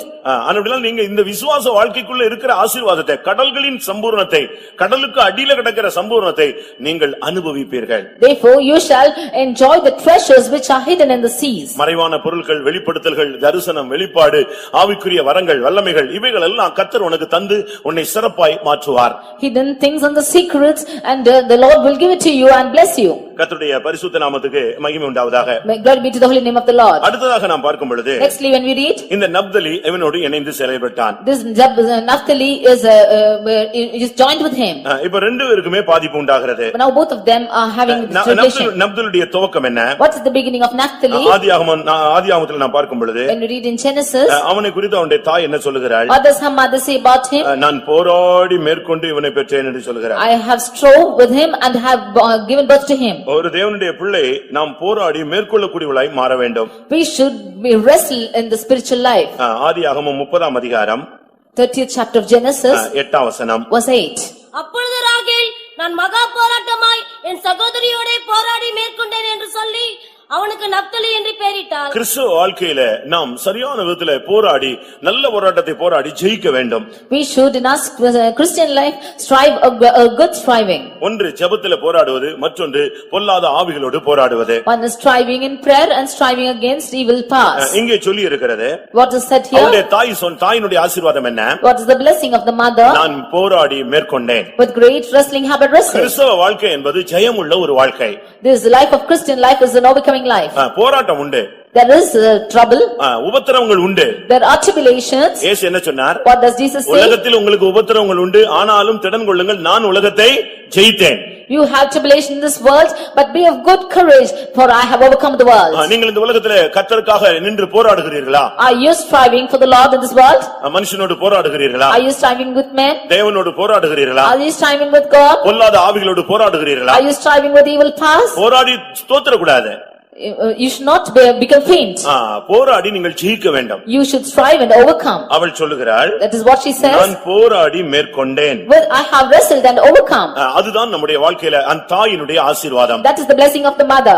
அங்க தாய் சொல்கிறார், நான் போராடி மேற்கொண்டேன். The mother says, I have wrestled and ஒரு overcome. தேவனுடைய பிள்ளை என்று சொல்லுகிறவன் போராட்டம் இருக்கும், ஆனா நீ கடைசில ஜெயிச்சிரணும். In the life of the child of God, there is a striving, but you should overcome at the end. துவக்கத்துல உனக்கு அந்த போராடும் தன்மை தெரியாது. You do not know the nature of this striving in the beginning. பிசாசின் தந்திரங்கள் தெரியாது. You do not know the cunning nature of the Satan. ஆனா வர வர நீ இந்த போராட்டத்திலே ஜெயம் உள்ளவனாய் மாற வேண்டும். But you should be an overcomer as days goes by. நீங்க ஒரு காலத்துல வாழ்க்கையில பல உலகத்துல இருக்கும் பொழுது தோற்று போனவர்கள். You are defeated in the world. நீங்க உலகத்துல இருக்கும் பொழுது தோற்று போனவர்கள். You were defeated when you were in the world. ஆனால் இன்றைக்கு இதுக்குள்ள வந்துட்டு பிறகு தோத்தினா, அப்ப இதுல வந்ததுல பைபிளை தூக்குனதுல அர்த்தமே இல்ல பிரியமானவர்களே. But when coming into this, if you are failing, there's no use of you carrying the Bible. நீ உன் கையில வச்சிருக்கிற பைபிள் வந்து தோற்று போகும்படியாக சொல்லப்பட்ட கான்செப்ட்கள் நிறைந்த பைபிள் அல்ல. This Bible is not having the concept of failures. இது ஃபுல்லாவே ஜெயத்தினுடைய அனுபவம் உள்ளது. This is full of experience of overcoming. சிலுவை தோல்வியின் சின்னம் அல்ல. The symbol of a cross is not a failure. கொலோசியர்ல என்ன சொல்லி இருக்கிறது? What is said told in Colossians? அவர் சிலுவையிலே வெற்றி சிறந்தார் என்று தான் சொல்லப்பட்டிருக்கிறது. He overcame on the cross. இங்கே அவங்க சகோதரிக்கும் அவளுக்கும் அவளுக்கும் பயங்கரமான ஒரு போராட்டம். Here she is having a striving with her sister. ரெண்டு பேரும் ஒரே தகப்பனுடைய பிள்ளைகள். Both of them are children of one father. ஒரே புருஷனுக்கு வாழ்க்கைப்பட்டவர்கள். Both of them were married to one ஆனால் husband. இப்பொழுது இவள் சொல்றார் நான் ஜெயித்தேன் மேற்கொண்டேன் என்று சொல்கிறார். But now she says I wrestled and prevailed. ஒருவேளை இதுவரைக்கும் நீங்க ஜெயிக்கலனா இன்றைக்கு இனிமேல் நீங்கள் ஜெயிக்கக்கூடிய ஒரு அபிஷேகத்தை பெற்றுக்கொள்ளுங்கள். If you haven't overcome thus far, you get an overcoming anointing. ஆதியாகமம் 49ஆம் அதிகாரம் 21ஆம் வசனத்திலே தகப்பன் இவனை குறித்து சொல்லக்கூடிய வார்த்தை என்ன? Reading in 49th chapter of Genesis verse 21, what does the father says? இவனை பத்தி என்ன சொல்லுகிறான்? What does he say? இவன் விடுதலை பெற்ற பெண்மான். He is a hind let loose. இது ஒரு ஒரு கொடூரமான மிருகம் அல்ல. This is not a wild beast. இது ஒரு தெய்வீகமான ஒரு வாழ்க்கை வாழக்கூடிய ஒரு தன்மை உள்ளது. This is the nature of a divine life. இவனை குறித்து அவன் என்ன சொல்றான்? விடுதலை பெற்றவன் என்று சொல்லுகிறான். He says that he is let loose. இந்த மார்க்கத்துல வந்த பின்பு நமக்கு எல்லா போராட்டங்களில் இருந்தும் எல்லா சுபாவங்களில் இருந்தும் நமக்கு ஒரு நல்ல விடுதலை அவசியம். After coming into this tradition, we have need a deliverance from every problems. நீங்க இந்த மார்க்கத்துல வந்த பின்பு உங்களுக்கு விடுதலை கிடைச்சிருக்குதா? Are you being delivered after coming into this place? போராட்டங்களில் இருந்து விடுதலை கிடைச்சிருக்குதா? Are you being delivered of your problems? பாவத்திலிருந்து விடுதலை கிடைச்சிருக்குதா? Have you been delivered of your sins? சாபத்திலிருந்து விடுதலை கிடைச்சிருக்குதா? Have you been delivered from curse? நீங்களே யோசிச்சு பாருங்களே. You just consider and see. சிறைப்பட்ட அனுபவங்கள் அடிமைத்தனங்களில் இருந்து உங்களுக்கு விடுதலை கிடைத்திருக்கிறதா? From all your captivity have you been delivered? நீங்களே யோசித்து பாருங்க. You think and see. கிறிஸ்தவ வாழ்க்கை விடுதலையின் மார்க்கம். This life of Christianity is a life of deliverance. நமக்கு ஆரம்பத்திலே கொடுக்கப்பட்ட சுவிசேஷம் விடுதலையின் சுவிசேஷம். The gospel of deliverance is given to us in the beginning. இப்பொழுது நமக்கு கொடுக்கிற சுவிசேஷம் மகிமையின் சுவிசேஷம். But now the gospel of glory is given to us. அதனால தான் அங்க தகப்பன் தகப்பன் சொல்லுகிறான் அவன் விடுதலை பெற்றவன் என்று சொல்லுகிறான். Therefore the father says that he is being delivered. அதுக்கு காரணம் என்ன சொல்றான் தெரியுமா? What is the reason for it? அவன் இன்பமான வசனங்களை வசனிப்பான். He giveth goodly words. அவனுடைய வார்த்தைகள் ரொம்ப இன்பமாக இருக்கும். His words are very good. அவன் தாயிட்ட பேசினாலும் whether he speaks to his mother தகப்பன்ட்ட பேசினாலும் or to his father பிரதர்ஸ்ட்ட பேசினாலும் or speaks to his brothers இல்லாவிட்டா மற்ற யாரிடத்தில் பேசினாலும் or when he speaks to any other person, அவனுடைய வார்த்தைகள் இன்பமாய் அமைந்தது. all his words were good. நமக்கு நம்மள अनेகருக்கு இன்னைக்கு பேசவே தெரியாது. Many of them don't know how to speak. யார்ட்ட எப்படி பேசணும்னே தெரியாது. We don't know how to speak to whom. அவங்க எல்லாத்தையும் ஒரே மாதிரி பேசுவாங்க. They speak alike to everyone. யார்ட்ட எந்த மரியாதை கொடுக்கணும், எங்க எப்படி பேசணும், எங்க எப்படி பேசக்கூடாது, இந்த இன்பமான தன்மைகளை பேசக்கூடிய அந்த அனுபவம் अनेகருக்கு குறைவு. Many of them lack the goodly natures of to speak, how to speak and where to speak. ஏன் இப்படி பேசுறாங்க? Why are they speaking like this? அதுக்கு காரணம் என்ன? What are the reason? மறைந்திருக்கிற ரகசியம் அவங்களுக்கு சில காரியங்கள்ல விடுதலை இல்லை. The hidden reason is that they have no deliverance from certain things. விடுதலை இருந்தால் அவன் பேசக்கூடிய வார்த்தை எப்படி இருக்கும்? இன்பமா இருக்கும். If they have deliverance, the words they speak will be good. விடுதலை இல்லாத மனிதர்கள் தான் தாறுமாறாக பேச ஆரம்பிக்கிறார்கள். Only those who have no deliverance, they speak in a perverse way. இங்க தகப்பன் மத்தவங்க எல்லாம் தாறுமாறா பேசின ஆளு இவனை பத்தி சொல்றான், இவன் இன்பமான வசனங்களை வசனிப்பான். This father spoke differently about the others, but he says that he giveth goodly words. மத்தவங்க எல்லாம் தகப்பன்ட்ட எப்படி பேசணும்னு தெரியாது. The fathers don't know how to speak to the father. அவங்க ஒவ்வொருத்தரும் ஒவ்வொரு விதங்கள்ல பேசினாங்க. They all spoke in different angle. ஆனா இவன் போய் இன்பமாய் பேசுவான். But he will speak good words. நம்முடைய வார்த்தைகள் இன்பமா இருந்தால் நீ விடுதலை பெற்றுவிட்டாய் என்று அர்த்தம். If our words are goodly words, you are being delivered. உபாகமம் 33ஆம் அதிகாரத்தை நாம் பார்க்கும் பொழுது When we read in Deuteronomy chapter 33, 23ஆம் வசனத்துல verse 23, ஊழியக்காரனுடைய ஆசீர்வாதம் என்ன? we see the blessing of the worker. அவனை குறித்து தேவனுடைய தீர்க்கதரிசன வார்த்தை என்ன? What is the prophetical word from the Lord? Naphtali கர்த்தருடைய தயவினால் அவன் திருப்தி அடைவான். Naphtali is satisfied with the favor of the Lord. அவருடைய ஆசீர்வாதத்தினால் நிறைந்திருப்பான். He shall be full of the blessing of the Lord. பாருங்க மத்தவங்கள பத்தி பல விதங்கள்ல சொல்லும் பொழுது When many other things are spoken about the others, ஆனா இவனை குறித்து சொல்லிருக்கு அவனுக்கு கர்த்தருடைய தயவு கிடைக்கிறது. he is finding favor from the Lord. அவனுக்கு தேவனுடைய ஆசீர்வாதம் கிடைக்கிறது. He is receiving the blessing from the Lord. பிரியமானவர்களே நாம் இதை குறித்து சரியான விதத்தில் விளங்கிக் கொள்ள வேண்டியது அவசியம். It is necessary for us to understand in a right manner. அவனுடைய வாழ்க்கை எப்படி இருக்கு பாருங்க. See how his life is. ஆண்டவருடைய தயவு டெய்லி நமக்கு தேவை. We need the favor of the Lord every day. அவருடைய தயவுல தான் நம்ம நிலை நிற்கிறோம். It is by his favor we are standing. எப்போ கர்த்தர் நமக்கு கடின முகத்தை காட்டுறாரோ அப்பொழுதுதான் நமக்கு நியாய தீர்ப்பு தொடங்குகிறது. When the Lord shows us his hard facedness, then is the judgment. நீங்க வேதத்துல பார்க்கும் பொழுது When we read in the word of God, ஒரே இடத்துல ஒருத்தருக்கு நியாய தீர்ப்பா இருக்கும், ஒருத்தனுக்கு தயவா இருக்கும். on one hand there will be a judgment and for the other favor. நீங்க ரோமர்ல படிச்சு பாத்தீங்கன்னு சொன்னா When we read in Romans, விழுந்து போன உன்னதத்துல கண்டிப்பு, நம்மிடத்துல தேவனுடைய தயவை காண்பிக்கிறார். For unto those who are fallen, he is judging, and to us he is showing his favor. இஸ்ரவேல் ஜனங்களுக்கு தயவு, பார்வோனுடைய சேனைகளுக்கு கண்டிப்பு. For the children of Israel is favor and judgment to the Pharaoh. எந்த சூழ்நிலையிலும் கண்டிப்பு என்கிற பாதைக்கு நம்ம போகவே கூடாது. கர்த்தருடைய தயவிலேயே நின்று பழக வேண்டும். We should not go into the condemnation of the Lord, but be in the favor of the Lord. அவனுக்கு தேவனுடைய ஆசீர்வாதங்கள் கிடைத்தது. He received the blessings from the Lord. அது வானத்தின் ஆசீர்வாதத்தை காண்பிக்கிறது. That shows the blessings of heaven. இல்லாவிட்டால் உன்னதத்தின் ஆசீர்வாதத்தை காண்பிக்கிறது. Or it shows the blessings of above. எபேசியர் 1:3 ஆவிக்குரிய உன்னதங்களில் உள்ள சகலவிதமான ஆவிக்குரிய ஆசீர்வாதங்களால் தேவன் நம்மை நிறைத்திருக்கிறார். And we read in Ephesians 1 chapter verse 3, we see that he is filling us with spiritual blessings in heavenly places. கர்த்தருடைய பரிசுத்த நாமத்துக்கு மகிமை உண்டாவதாக. Glory be to the holy name of the Lord. இது இவனுடைய வாழ்க்கையில் உள்ள ஒவ்வொரு அம்சங்களை காண்பிக்கிறது. This shows the different aspects of his life. பாருங்க, ரெண்டு பேரும் தாயும் அழகாக அவனை புகழ்கிறார்கள். You see that both these parents, mothers are blessing them. ரெண்டு பேருக்கும் தகப்பன் அருமையான வாக்குத்தத்தங்களை சொல்லுகிறான். We see the father is giving them good promises for the ஊழியக்காரனும் ரெண்டு பேரை அழகாக ஆசீர்வதிக்கிறான். and the worker is also blessing both in a good way. இதுதான் கிறிஸ்தவ வாழ்வின் பூரணம். This is the perfection of a Christian life. கடைசியாக இவங்க இணைந்து செயல்பட்ட அனுபவத்தை நாம் பார்க்க போகிறோம். But we see both of them working together now. நியாயாதிபதிகள் In Judges 5ஆம் அதிகாரம் chapter 5, 18ஆம் வசனத்தை வாசிப்போம். read verse 18. நியாயாதிபதிகள் 5ஆம் அதிகாரம் 18ஆம் வசனம். செபுலோனும் நப்தலியும் போர்க்களத்து முனையிலே தங்கள் உயிரை எண்ணாமல் மரணத்துக்கு துணிந்து நின்றார்கள். கர்த்தருடைய பரிசுத்த நாமத்துக்கு மகிமை உண்டாவதாக. Glory be to the holy name of the Lord. பலரும் பல விதங்கள் இருக்கும்போது இந்த ரெண்டு பேரும் மட்டும் யுத்த களத்துல மரணத்துக்கு துணிந்து நின்றவர்கள். When the others are found in different aspects, both of them jeopardized their lives. அங்கேயும் 12 பேர் இருக்காங்க. There are 12 of them here. ஆனா அவங்க எல்லாருமே இணைந்து செயல்பட்டவர்களாக சொல்ல முடியாது. But we cannot say all of them joined together and worked. ரூபனை பார்த்தா அவன் வரவே இல்ல.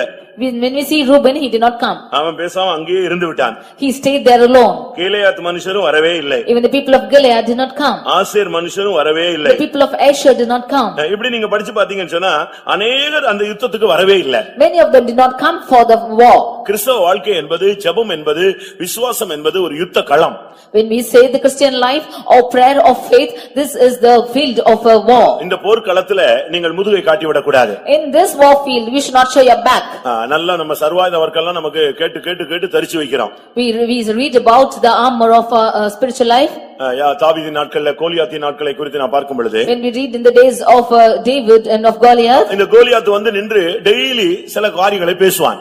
this Goliath is coming and speaking every day of certain things. இவங்க எல்லா இஸ்ரவேலரும் சர்வாயுத வர்க்கத்தோட தான் அங்க வந்து நிப்பாங்க. And all the people of Israel will come fully armored. எல்லாம் அணிந்து வந்து அங்க நின்றாலும், Although they come in full armor, அவன் ஒரு 2 நிமிஷம் பிரசங்கம் பண்ணுவான். he will preach to them in 2 minutes. 2 நிமிஷம் தான். 2 minutes he will preach. ரொம்ப சிம்பிளா பேசினான். Very simple he spoke. எதுக்கு இவ்வளவு பேர் புறப்பட்டு வரீங்க? Why are you all coming? யாராவது ஒரு ஆள் வா.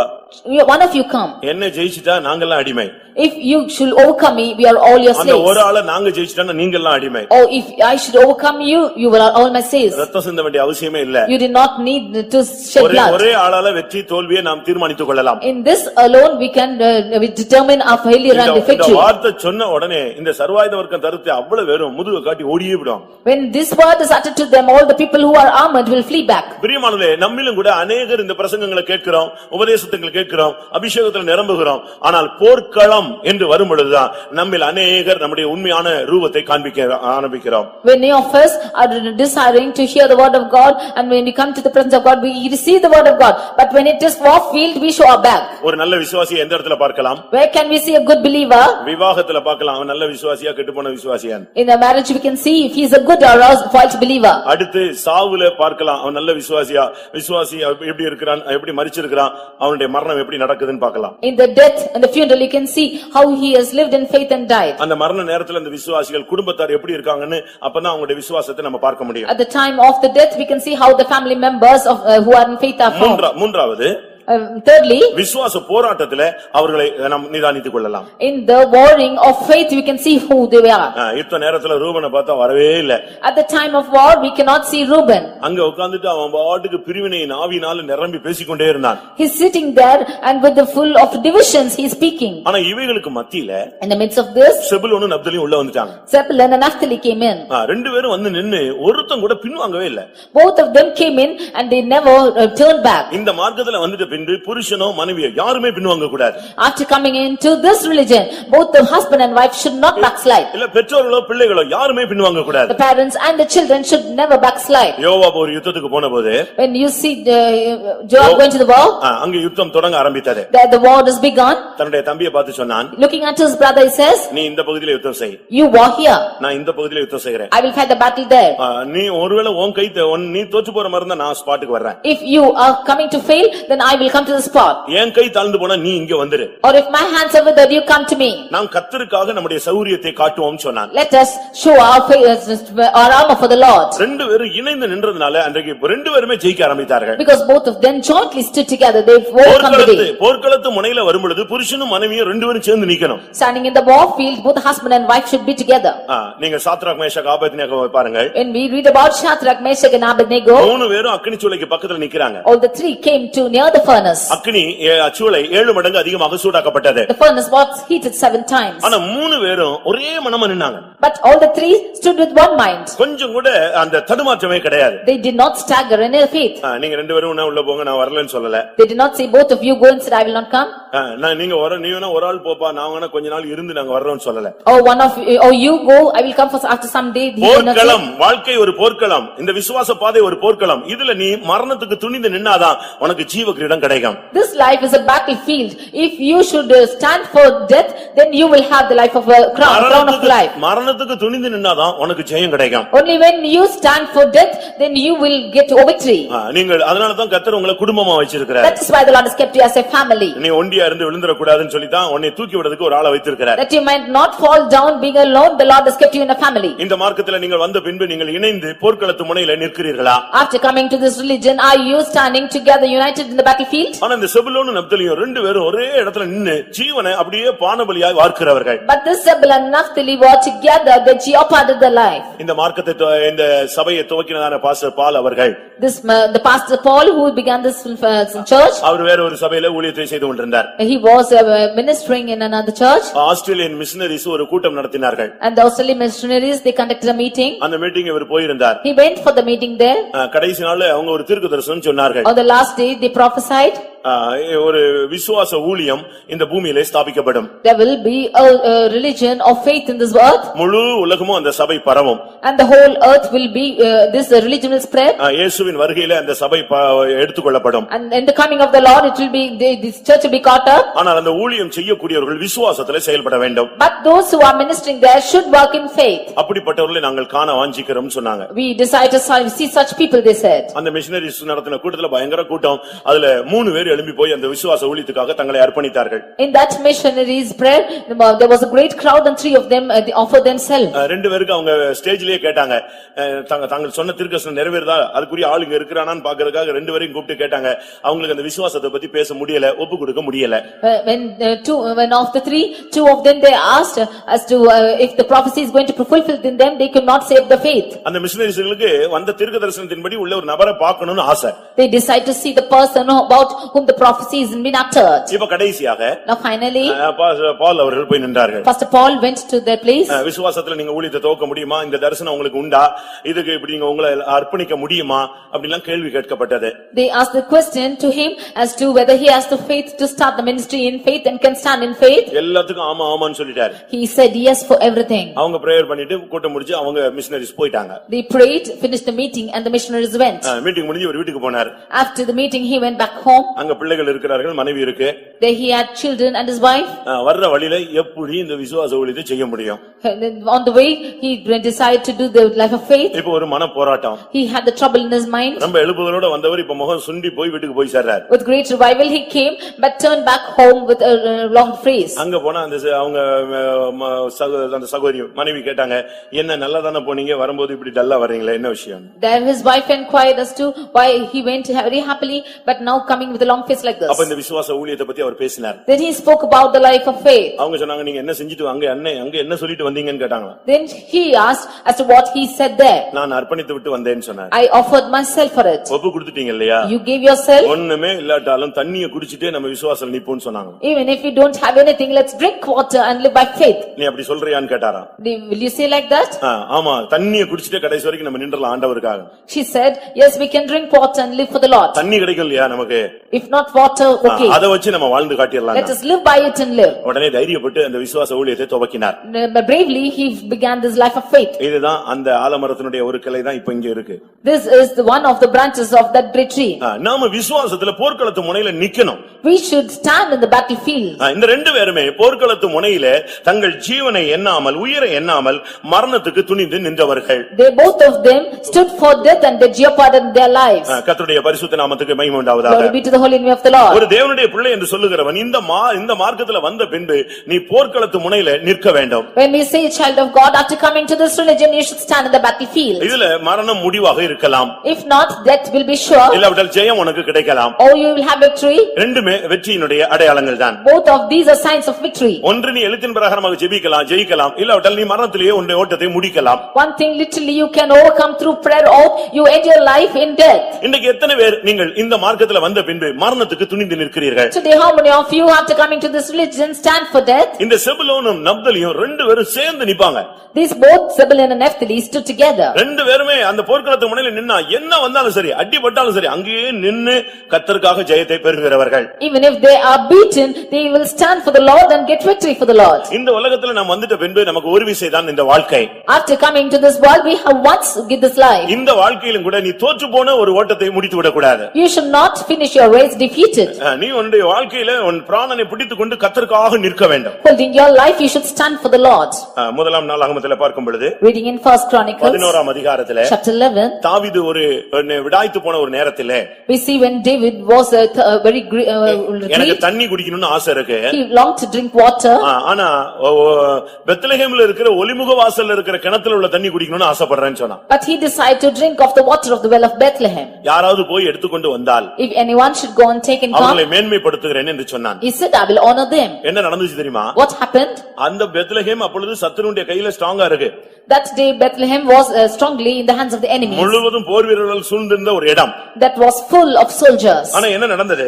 What happened? மூன்று பேர் உள்ள போயிட்டாங்க. Three of them went inside. அவங்க உள்ள புகுந்து போய் அந்த கிணத்துல தண்ணி எடுத்துட்டு வந்துட்டாங்க. Three of them break through the place and they took the water and came. 1 நாளாகமம் 11ஆம் அதிகாரம் First Chronicles chapter 11. 19ஆம் வசனத்துல பார்க்கும் பொழுது When we read in 19th அவங்க verse, ஜீவனை பிடித்து கொண்டு போனவர்கள். they put their lives in jeopardy. தங்கள் பிராணனை எண்ணாமல் அதை கொண்டு வந்தார்கள். They counted not their lives and they brought it. அவங்க துணிஞ்சு உள்ள போயிட்டாங்க. பிராணனை அவங்க சாவை பத்தி கவலையப்படல. தண்ணி எடுத்துட்டு வரணும். செத்துட்டா கூட பரவாயில்ல. தண்ணியோட வந்துறணும் தான் போனாங்க. They did not count their lives to death, but they wanted to come back with water. ஒரு தேவனுடைய பிள்ளை என்று சொல்லுங்க இந்த மார்க்கத்துல வந்துட்ட பிறகு நீ மரணத்துக்கு பயப்படக்கூடாது. A child of God after coming to this religion should fear not death. யார் விசுவாசத்துல தடுமாறுவது? Who is failing in faith? யார் பின்வாங்கி போவது? Who is backsliding? சாவு பயம் இருக்கிறவங்க மட்டும் தான் பின்வாங்குறாங்க, மறுதலிக்கிறாங்க. Only those have the fear of death, they backslide and they reproach. பேதுரு அந்த அரண்மனையில மறுதலித்ததுக்கு காரணம் என்ன? What is the reason for Peter denying? மரணத்துக்கு பயந்தனால தான் அவன் மறுதலித்தான், சபித்தான், சத்தியம் பண்ணினான், பின்வாங்கி போனான். He feared the death and therefore he denied and promised and backslided. ஆனா அதே பேதுருவை கர்த்தர் திரும்ப மரணத்துக்கு துணிந்து நிற்க வைக்க கர்த்தர் உதவி செய்தார். But that same Peter, the Lord helped him to stand for the faith. கடைசியில் நீ எப்படி மரிக்க வேண்டும் என்று ஆசைப்படுகிறாய் என்று கேட்டார்கள். Finally they asked him as to how he should die. அப்ப அவன் சொன்ன வார்த்தை, What does he hear? என்னுடைய எஜமான் நேராக சிலுவையில தொங்கி இருக்கிறார், நான் அப்படி நிற்க எனக்கு தகுதி இல்ல, என்னை தலைகீழ சிலுவையில அறையுங்கள் என்று சொல்லி ஒப்பு கொடுத்தானாம். My master has hung on the cross straight and I am not worthy of it, therefore you crucify me upside down. அதனால தான் பேதுரு எக்ஸ் வடிவிலே உள்ள சிலுவையில தலைகீழாக அடிக்கப்பட்டார். That is why Peter was crucified on an X-shaped cross.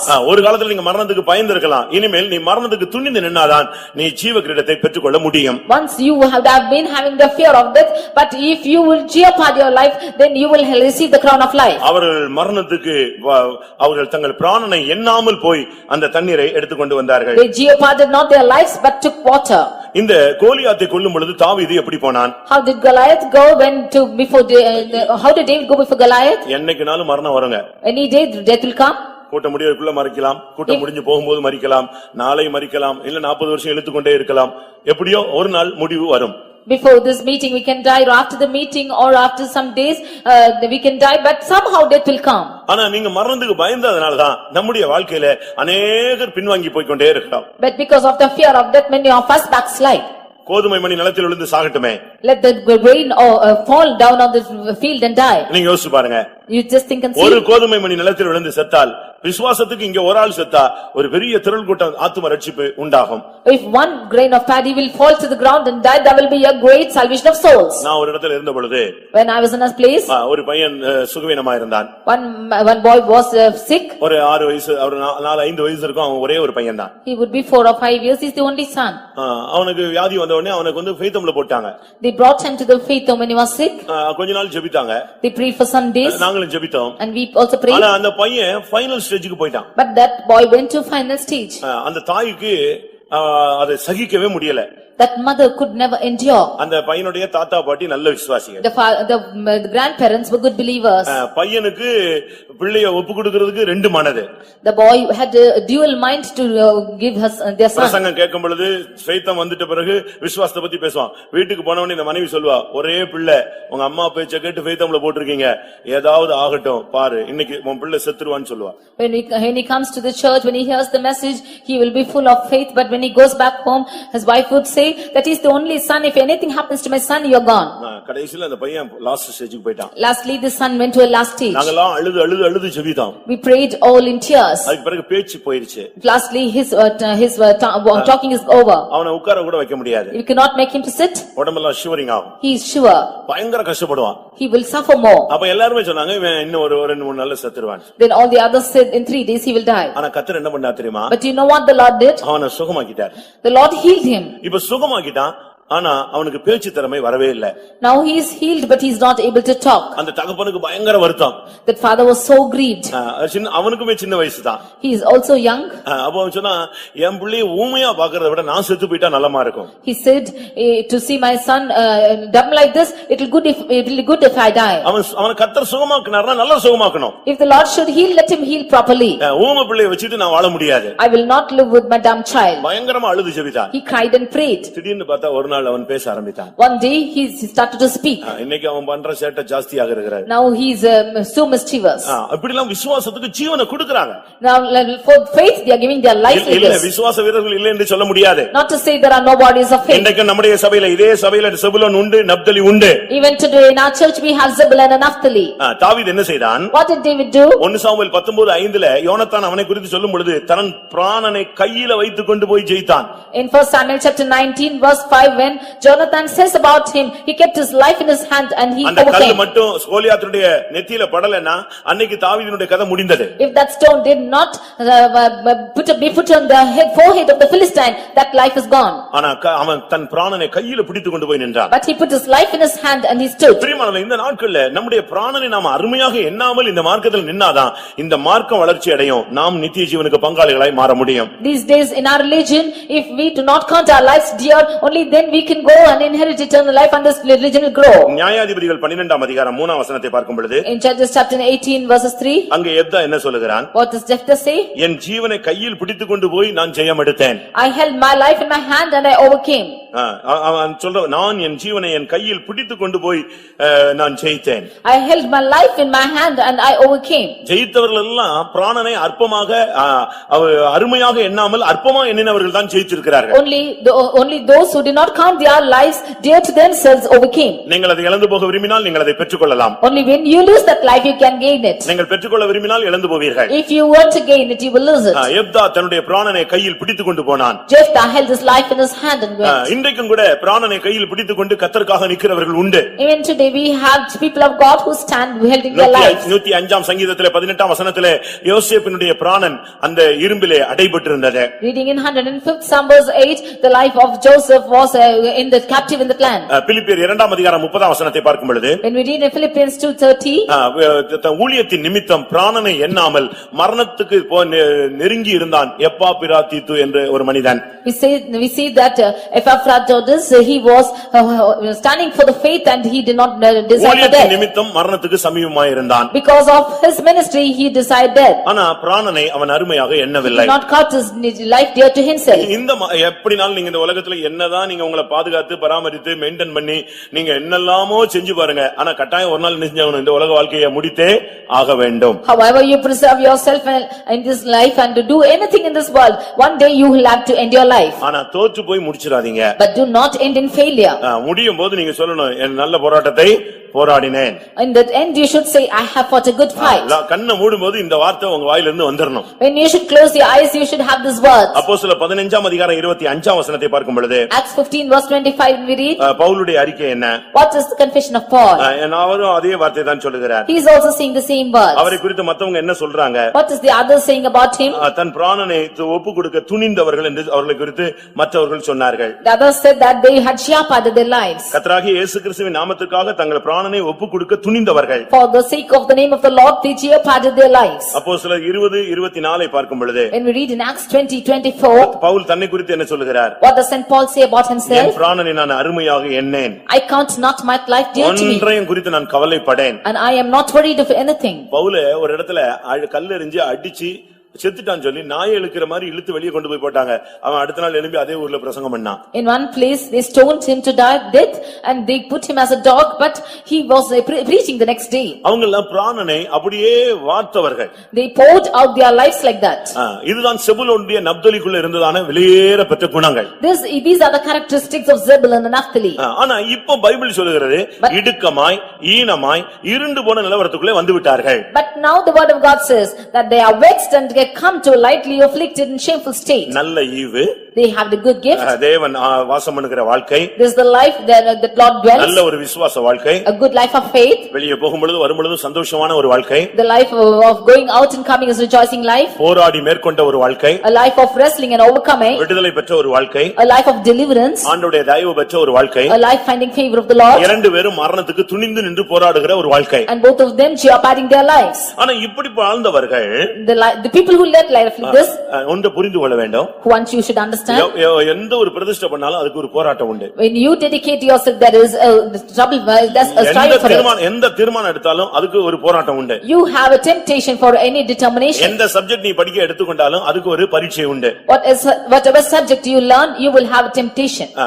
எங்கயாவது போயிட்டு நீங்க பரீட்சை இல்லாம நீங்க சர்டிபிகேட் வாங்கி வந்துருவீங்களா? Without any test will you get your certificate?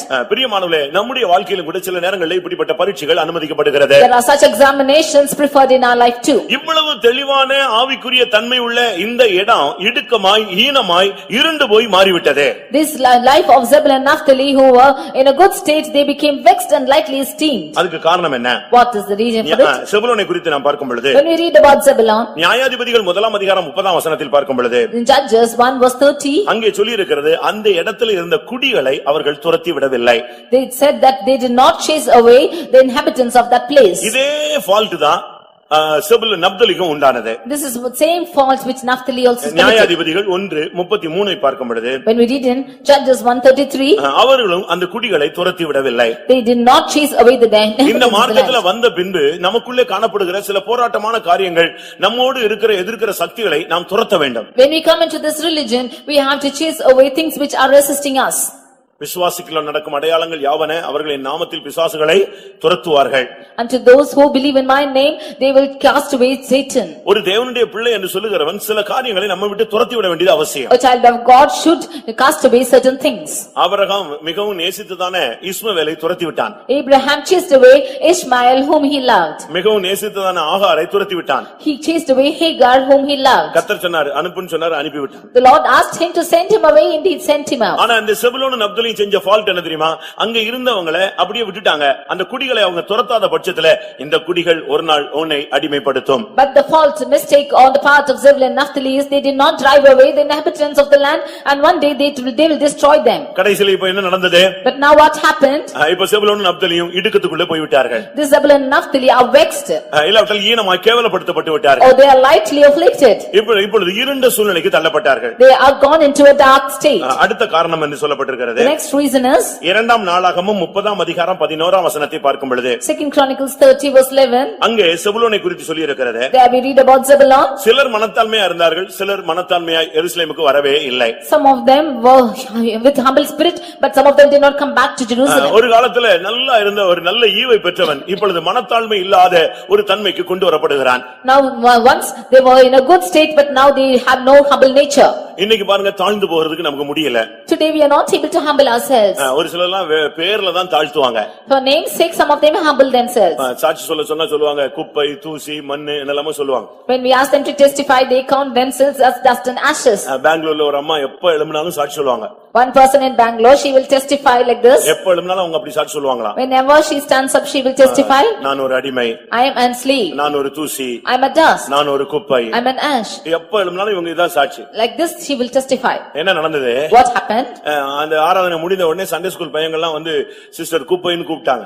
So the Sunday school children after the meeting they came and asked called her sister dust. இந்த குப்பை போது பாருன்னு சொன்னா. They said that the dust is going. இந்த தூசி போது பாருன்னு சொன்னா. See that this earth is going. அது அவங்களுக்கு பயங்கர டென்ஷன் ஆயிடுச்சு. Then she was full of tension. நேரா பாஸ்டர் போய் என்னை எல்லாரும் கேவலப்படுத்துறாங்க. Straightly she went to the pastor and said that all are humiliating me like this. என்னை தூசிங்கற.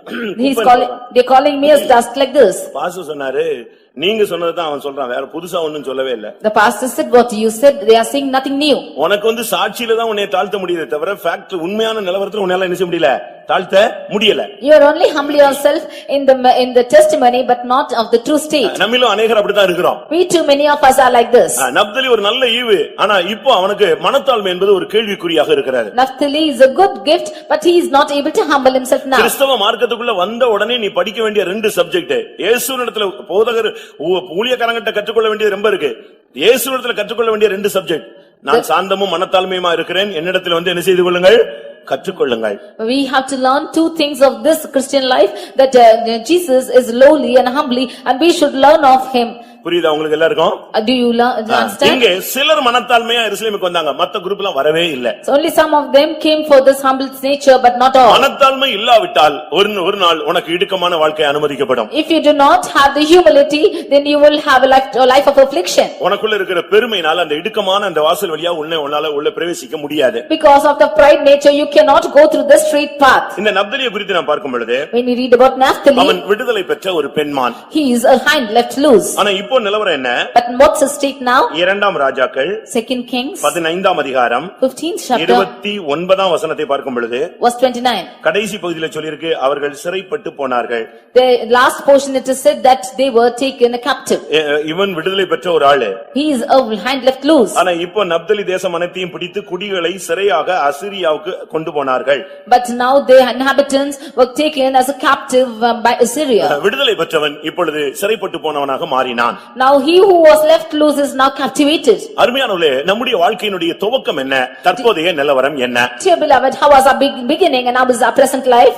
கடந்த கால வாழ்க்கை மிகவும் செழிப்பான ஒரு வாழ்க்கை. The past life was a fertile life. இதைத்தான் ஆவியானவர் சபைகளுக்கு பேசும் பொழுது that is what and this beloved speaks. நீ ஆதியிலே கொண்டிருந்த அன்பை விட்டா என்று உன் பேரில் எனக்கு ஒரு குறை உண்டு. I have a shortcoming on you that you have left your first love. கலாத்தியர் சபைக்கு பேசும் பொழுது telling to Galatians உன்னை நீ கொண்டிருந்த ஆனந்த பாக்கியம் எங்கே என்று கேட்கிறார். where is the joy which you had in the beginning? எபிரேயர் சபைக்கு பேசும் பொழுது about the Hebrews church பிரகாசமாக்கப்பட்ட அந்த முந்தின நாட்களை நினைத்துக் கொள்ளுங்கள் என்று பேசுகிறார். you consider the days when you were enlightened. அப்ப இதிலிருந்து என்ன விளங்கிக் கொள்கிறோம்? what do we understand from this? கடந்த கால வாழ்க்கை பிரகாசமா இருந்தது தற்போதைய வாழ்க்கை இருண்டு போய் இருக்கிறது. their past life was light and light but now it's darkened.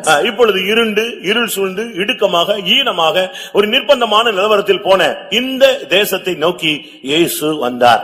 now looking unto this place which was full of troubles vexed and tribulation Jesus came to this place. ஏன் இந்த ரெண்டு நாட்டையும் விட்டு விடவில்லை? why did the Lord not leave these two places? எத்தனையோ நாடுகளை அடிமைத்தனத்துக்கு விட்டுவிட்ட தேவன். the Lord who left many land into captivity. அநேக நாடுகளை சிறையிருப்புக்கு ஒப்புக்கொடுத்த தேவன். many land that has the Lord yielded to captivity. சில தேசங்களை மன்னிப்பே இல்லாமல் அவாந்தர வெளியாக மாற்றின தேவன். some lands they did not have forgiveness and were left desolate. ஆனால் இந்த செபுலோனையும் நப்தலியும் விடவே இல்லை. but the Lord did not leave Zebulun and Naphtali. அவருடைய இரக்கத்துக்கு அங்க முடிவில்லாமல் காணப்பட்டது. they did not have the end for the mercies. பலரை கண்டுகொள்ளாமல் விட்ட தேவன். the Lord who left of many people. பலரை நியாயம் தீர்த்த தேவன். many of them who were justified by God. ஆனால் இந்த செபுலோனையும் நப்தலியும் கர்த்தரால் விட முடியவில்லை. but the Lord could not leave Zebulun and Naphtali. அதனால தான் அந்த கலிலேயாவை தேடி இயேசு வந்தார். that is why Jesus came to Galilee. அந்த யோர்தான் நதி அருகே அவர் வந்தார். that is why he came to the shores of Jordan. அந்த தேசத்தை பிற்காலத்திலே மகிமைப்படுத்த தேவன் சித்தம் கொண்டார். the Lord wanted to glorify that nation in future. அருமையானவர்களே உங்களுடைய ஆவிக்குரிய வாழ்க்கை ஒரு மகிமையான துவக்கமாக இருக்கலாம். dear beloved, your beginning might be a glorious one. ஆனால் முடிவு மோசமாக மாறிவிடக் கூடாது. but your end should not be a pathetic state. அற்பமான ஆரம்பமா இருக்கலாம், ஆனால் முடிவு சம்பூர்ணமாய் இருக்க வேண்டும். There might be a mean beginning, but your end should be full of blessing. ஆனால் தேவன் பாருங்க இந்த செபுலோனையும் நப்தலியும் விடல. But the Lord did not leave Zebulun and Naphtali. நாம் வேதத்துல படித்து பார்க்கும்போது இதுதான் ஆச்சரியப்பட்டேன். தேவன் பாருங்க அந்த ஆதியில கொண்டிருந்த அன்பை அவர் விடவே கிடையாது. But when I read in the word of God, I was marveled because the Lord did not leave his first love. நாம் ஆதியில கொண்டிருந்த அன்பை விட்டுறோம், ஆனா தேவன் ஆதியில நம்மேல் வைத்த அன்பை என்ன செய்யறது இல்ல, விடுகிறதே கிடையாது. We have left the first love, but the Lord does not leave his first love towards us. யோவான் எழுதின சுவிசேஷத்தை நீங்கள் படித்து பார்த்தால், When you read in John's gospel, துவக்கத்துல இந்த மார்க்கத்துல வரும்போது உன்னை எப்படி நேசித்தாரோ அதே மாதிரி இன்னைக்கு நேசிக்கிறார். as he loved you in the beginning, when you came to this religion, he is loving you today. யோவான் 13:1 ஒரு விசை வாசிக்கலாம். John 13:1. பஸ்கா பண்டிகைக்கு முன்னே இயேசு உலகத்தை விட்டு பிதாவினிடத்துக்கு போகும்படியான தம்முடைய வேளை வந்ததென்று அறிந்து தாம் உலகத்தில் இருக்கிற தம்முடையவர்களிடத்தில் அன்பு வைத்தபடியே முடிவு பரியந்தமும் அவர்களிடத்தில் அன்பு வைத்தார். எப்படி இருக்கு பாத்தீங்களா அந்த வார்த்தையை பாருங்க.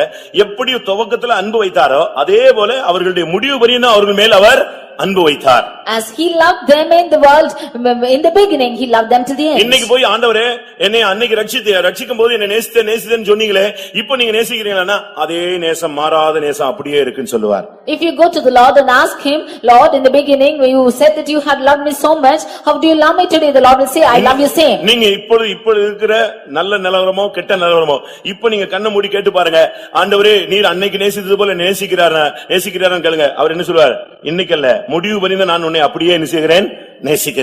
At this time, if you close your eyes and ask the Lord, do you love me from as you loved me in the beginning? Jesus will say, I will love you till the end like this. ஆம், இன்றைக்கும் என்னை நேசிக்கிறார் என்று நான் விசுவாசிக்கிறேன் சொல்றவங்க கரங்களை உயர்த்தி ஒரு அல்லேலூயா சொல்லுங்கள்.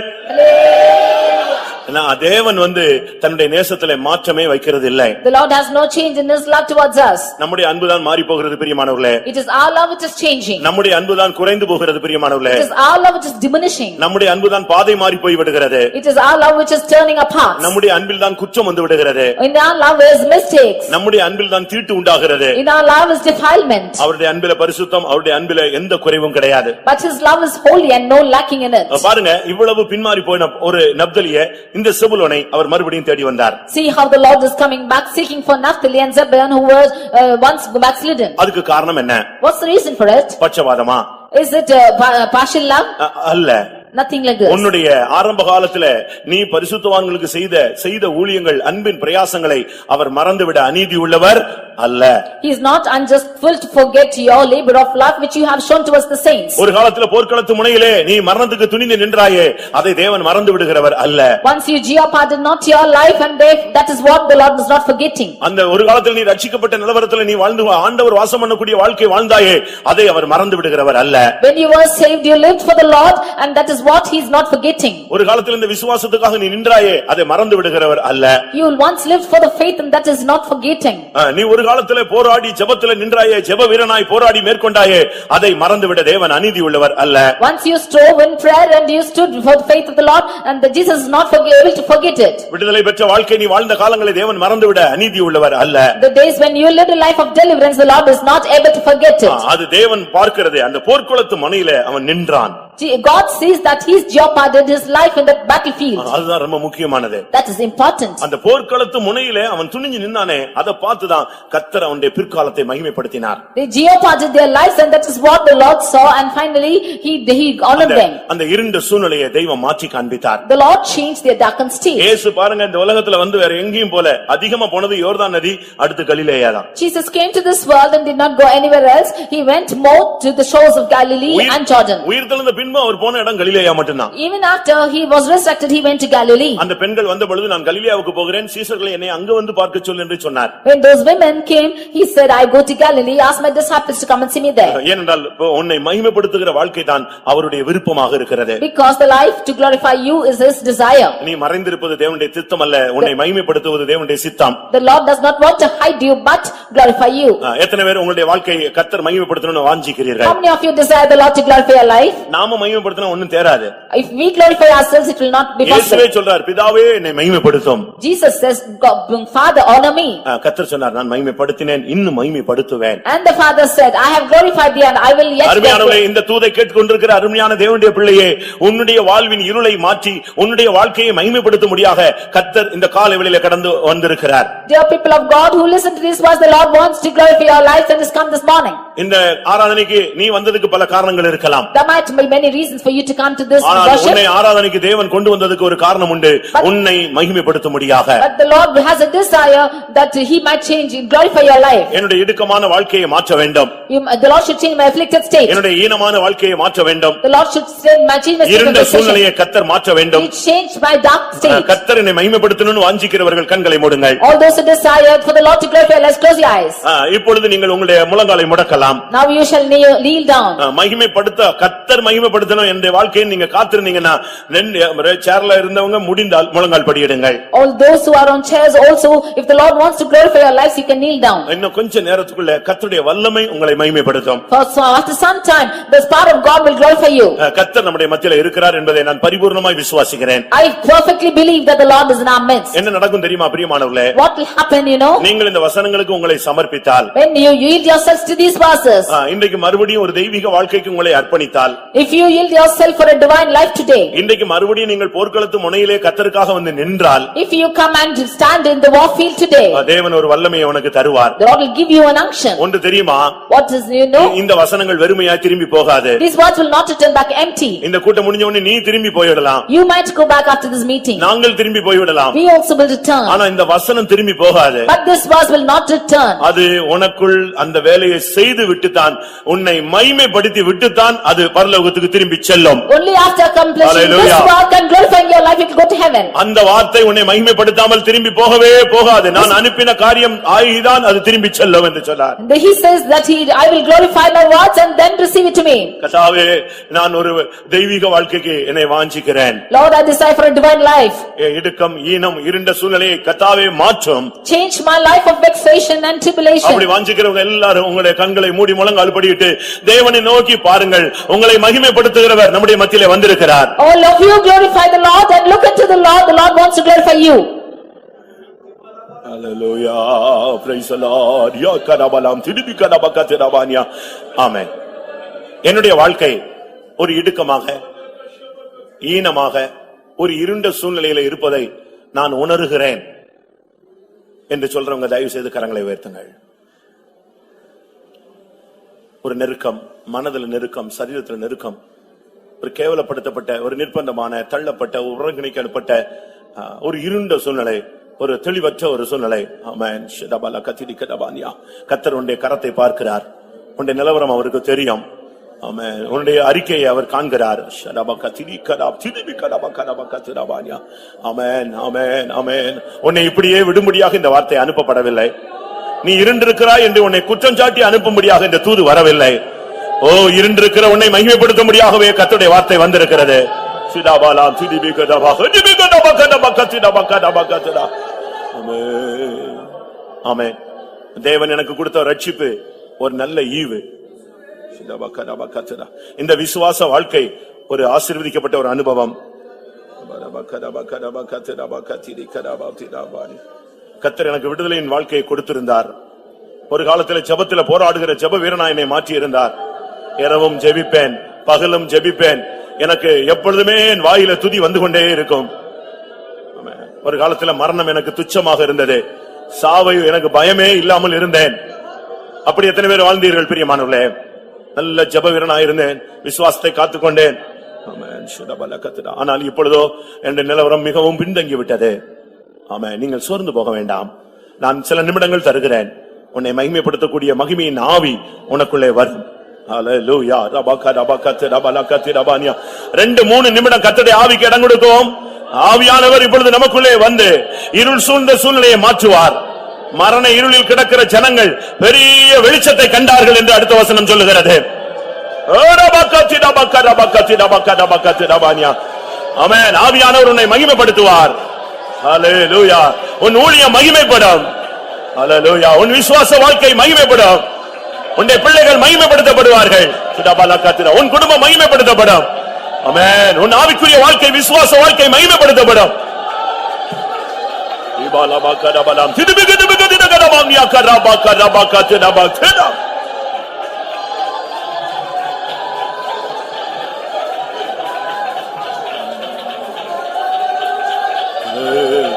ஆமென்.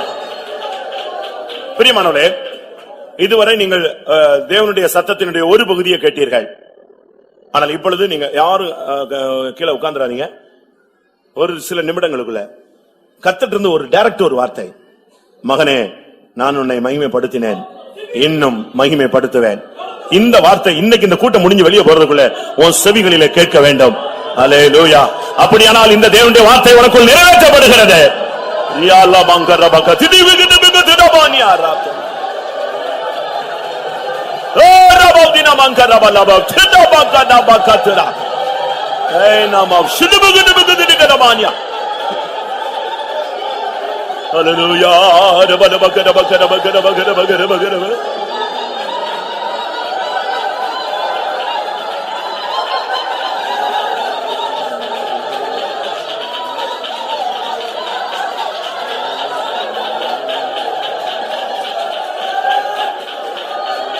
சிதுபிகிதிபிகதினபலம் திதிவிகதினபானியா. அல்லேலூயா.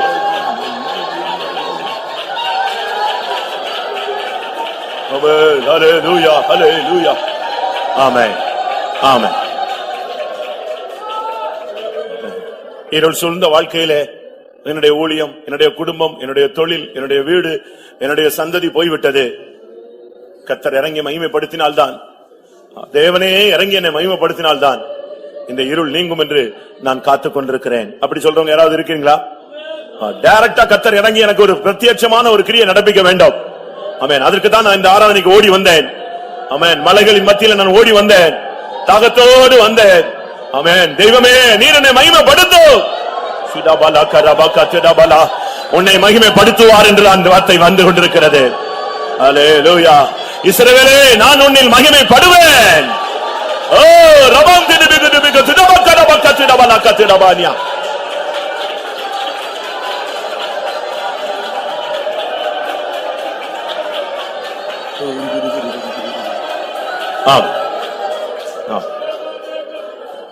உன்னை ஈனப்படுத்தினது ஒரு வல்லமை, உன்னை ஈனப்படுத்தினது ஒரு சிலர், உன்னை ஈனப்படுத்தினது ஒரு அந்தகார வல்லமை. நீ இந்த கூட்டத்திலே நீ மனங்கசந்து நீ போராடி கொண்டிருக்கிறபடினால் அந்த வல்லமையை கர்த்தர் இப்பொழுது கடிந்து கொள்கிறார். உன்னை அவமானப்படுத்தின சக்தியை, உன்னை கேவலப்படுத்தின சக்தியை, உன்னை ஈனமாய் நடத்தின வல்லமையை இயேசு கடிந்து கொள்கிறார். சாத்தானா திடபாலா பாக்கரா. ஆமென். ஹalleluya ஹalleluya. இபாலா ஷலபலா திடபலா.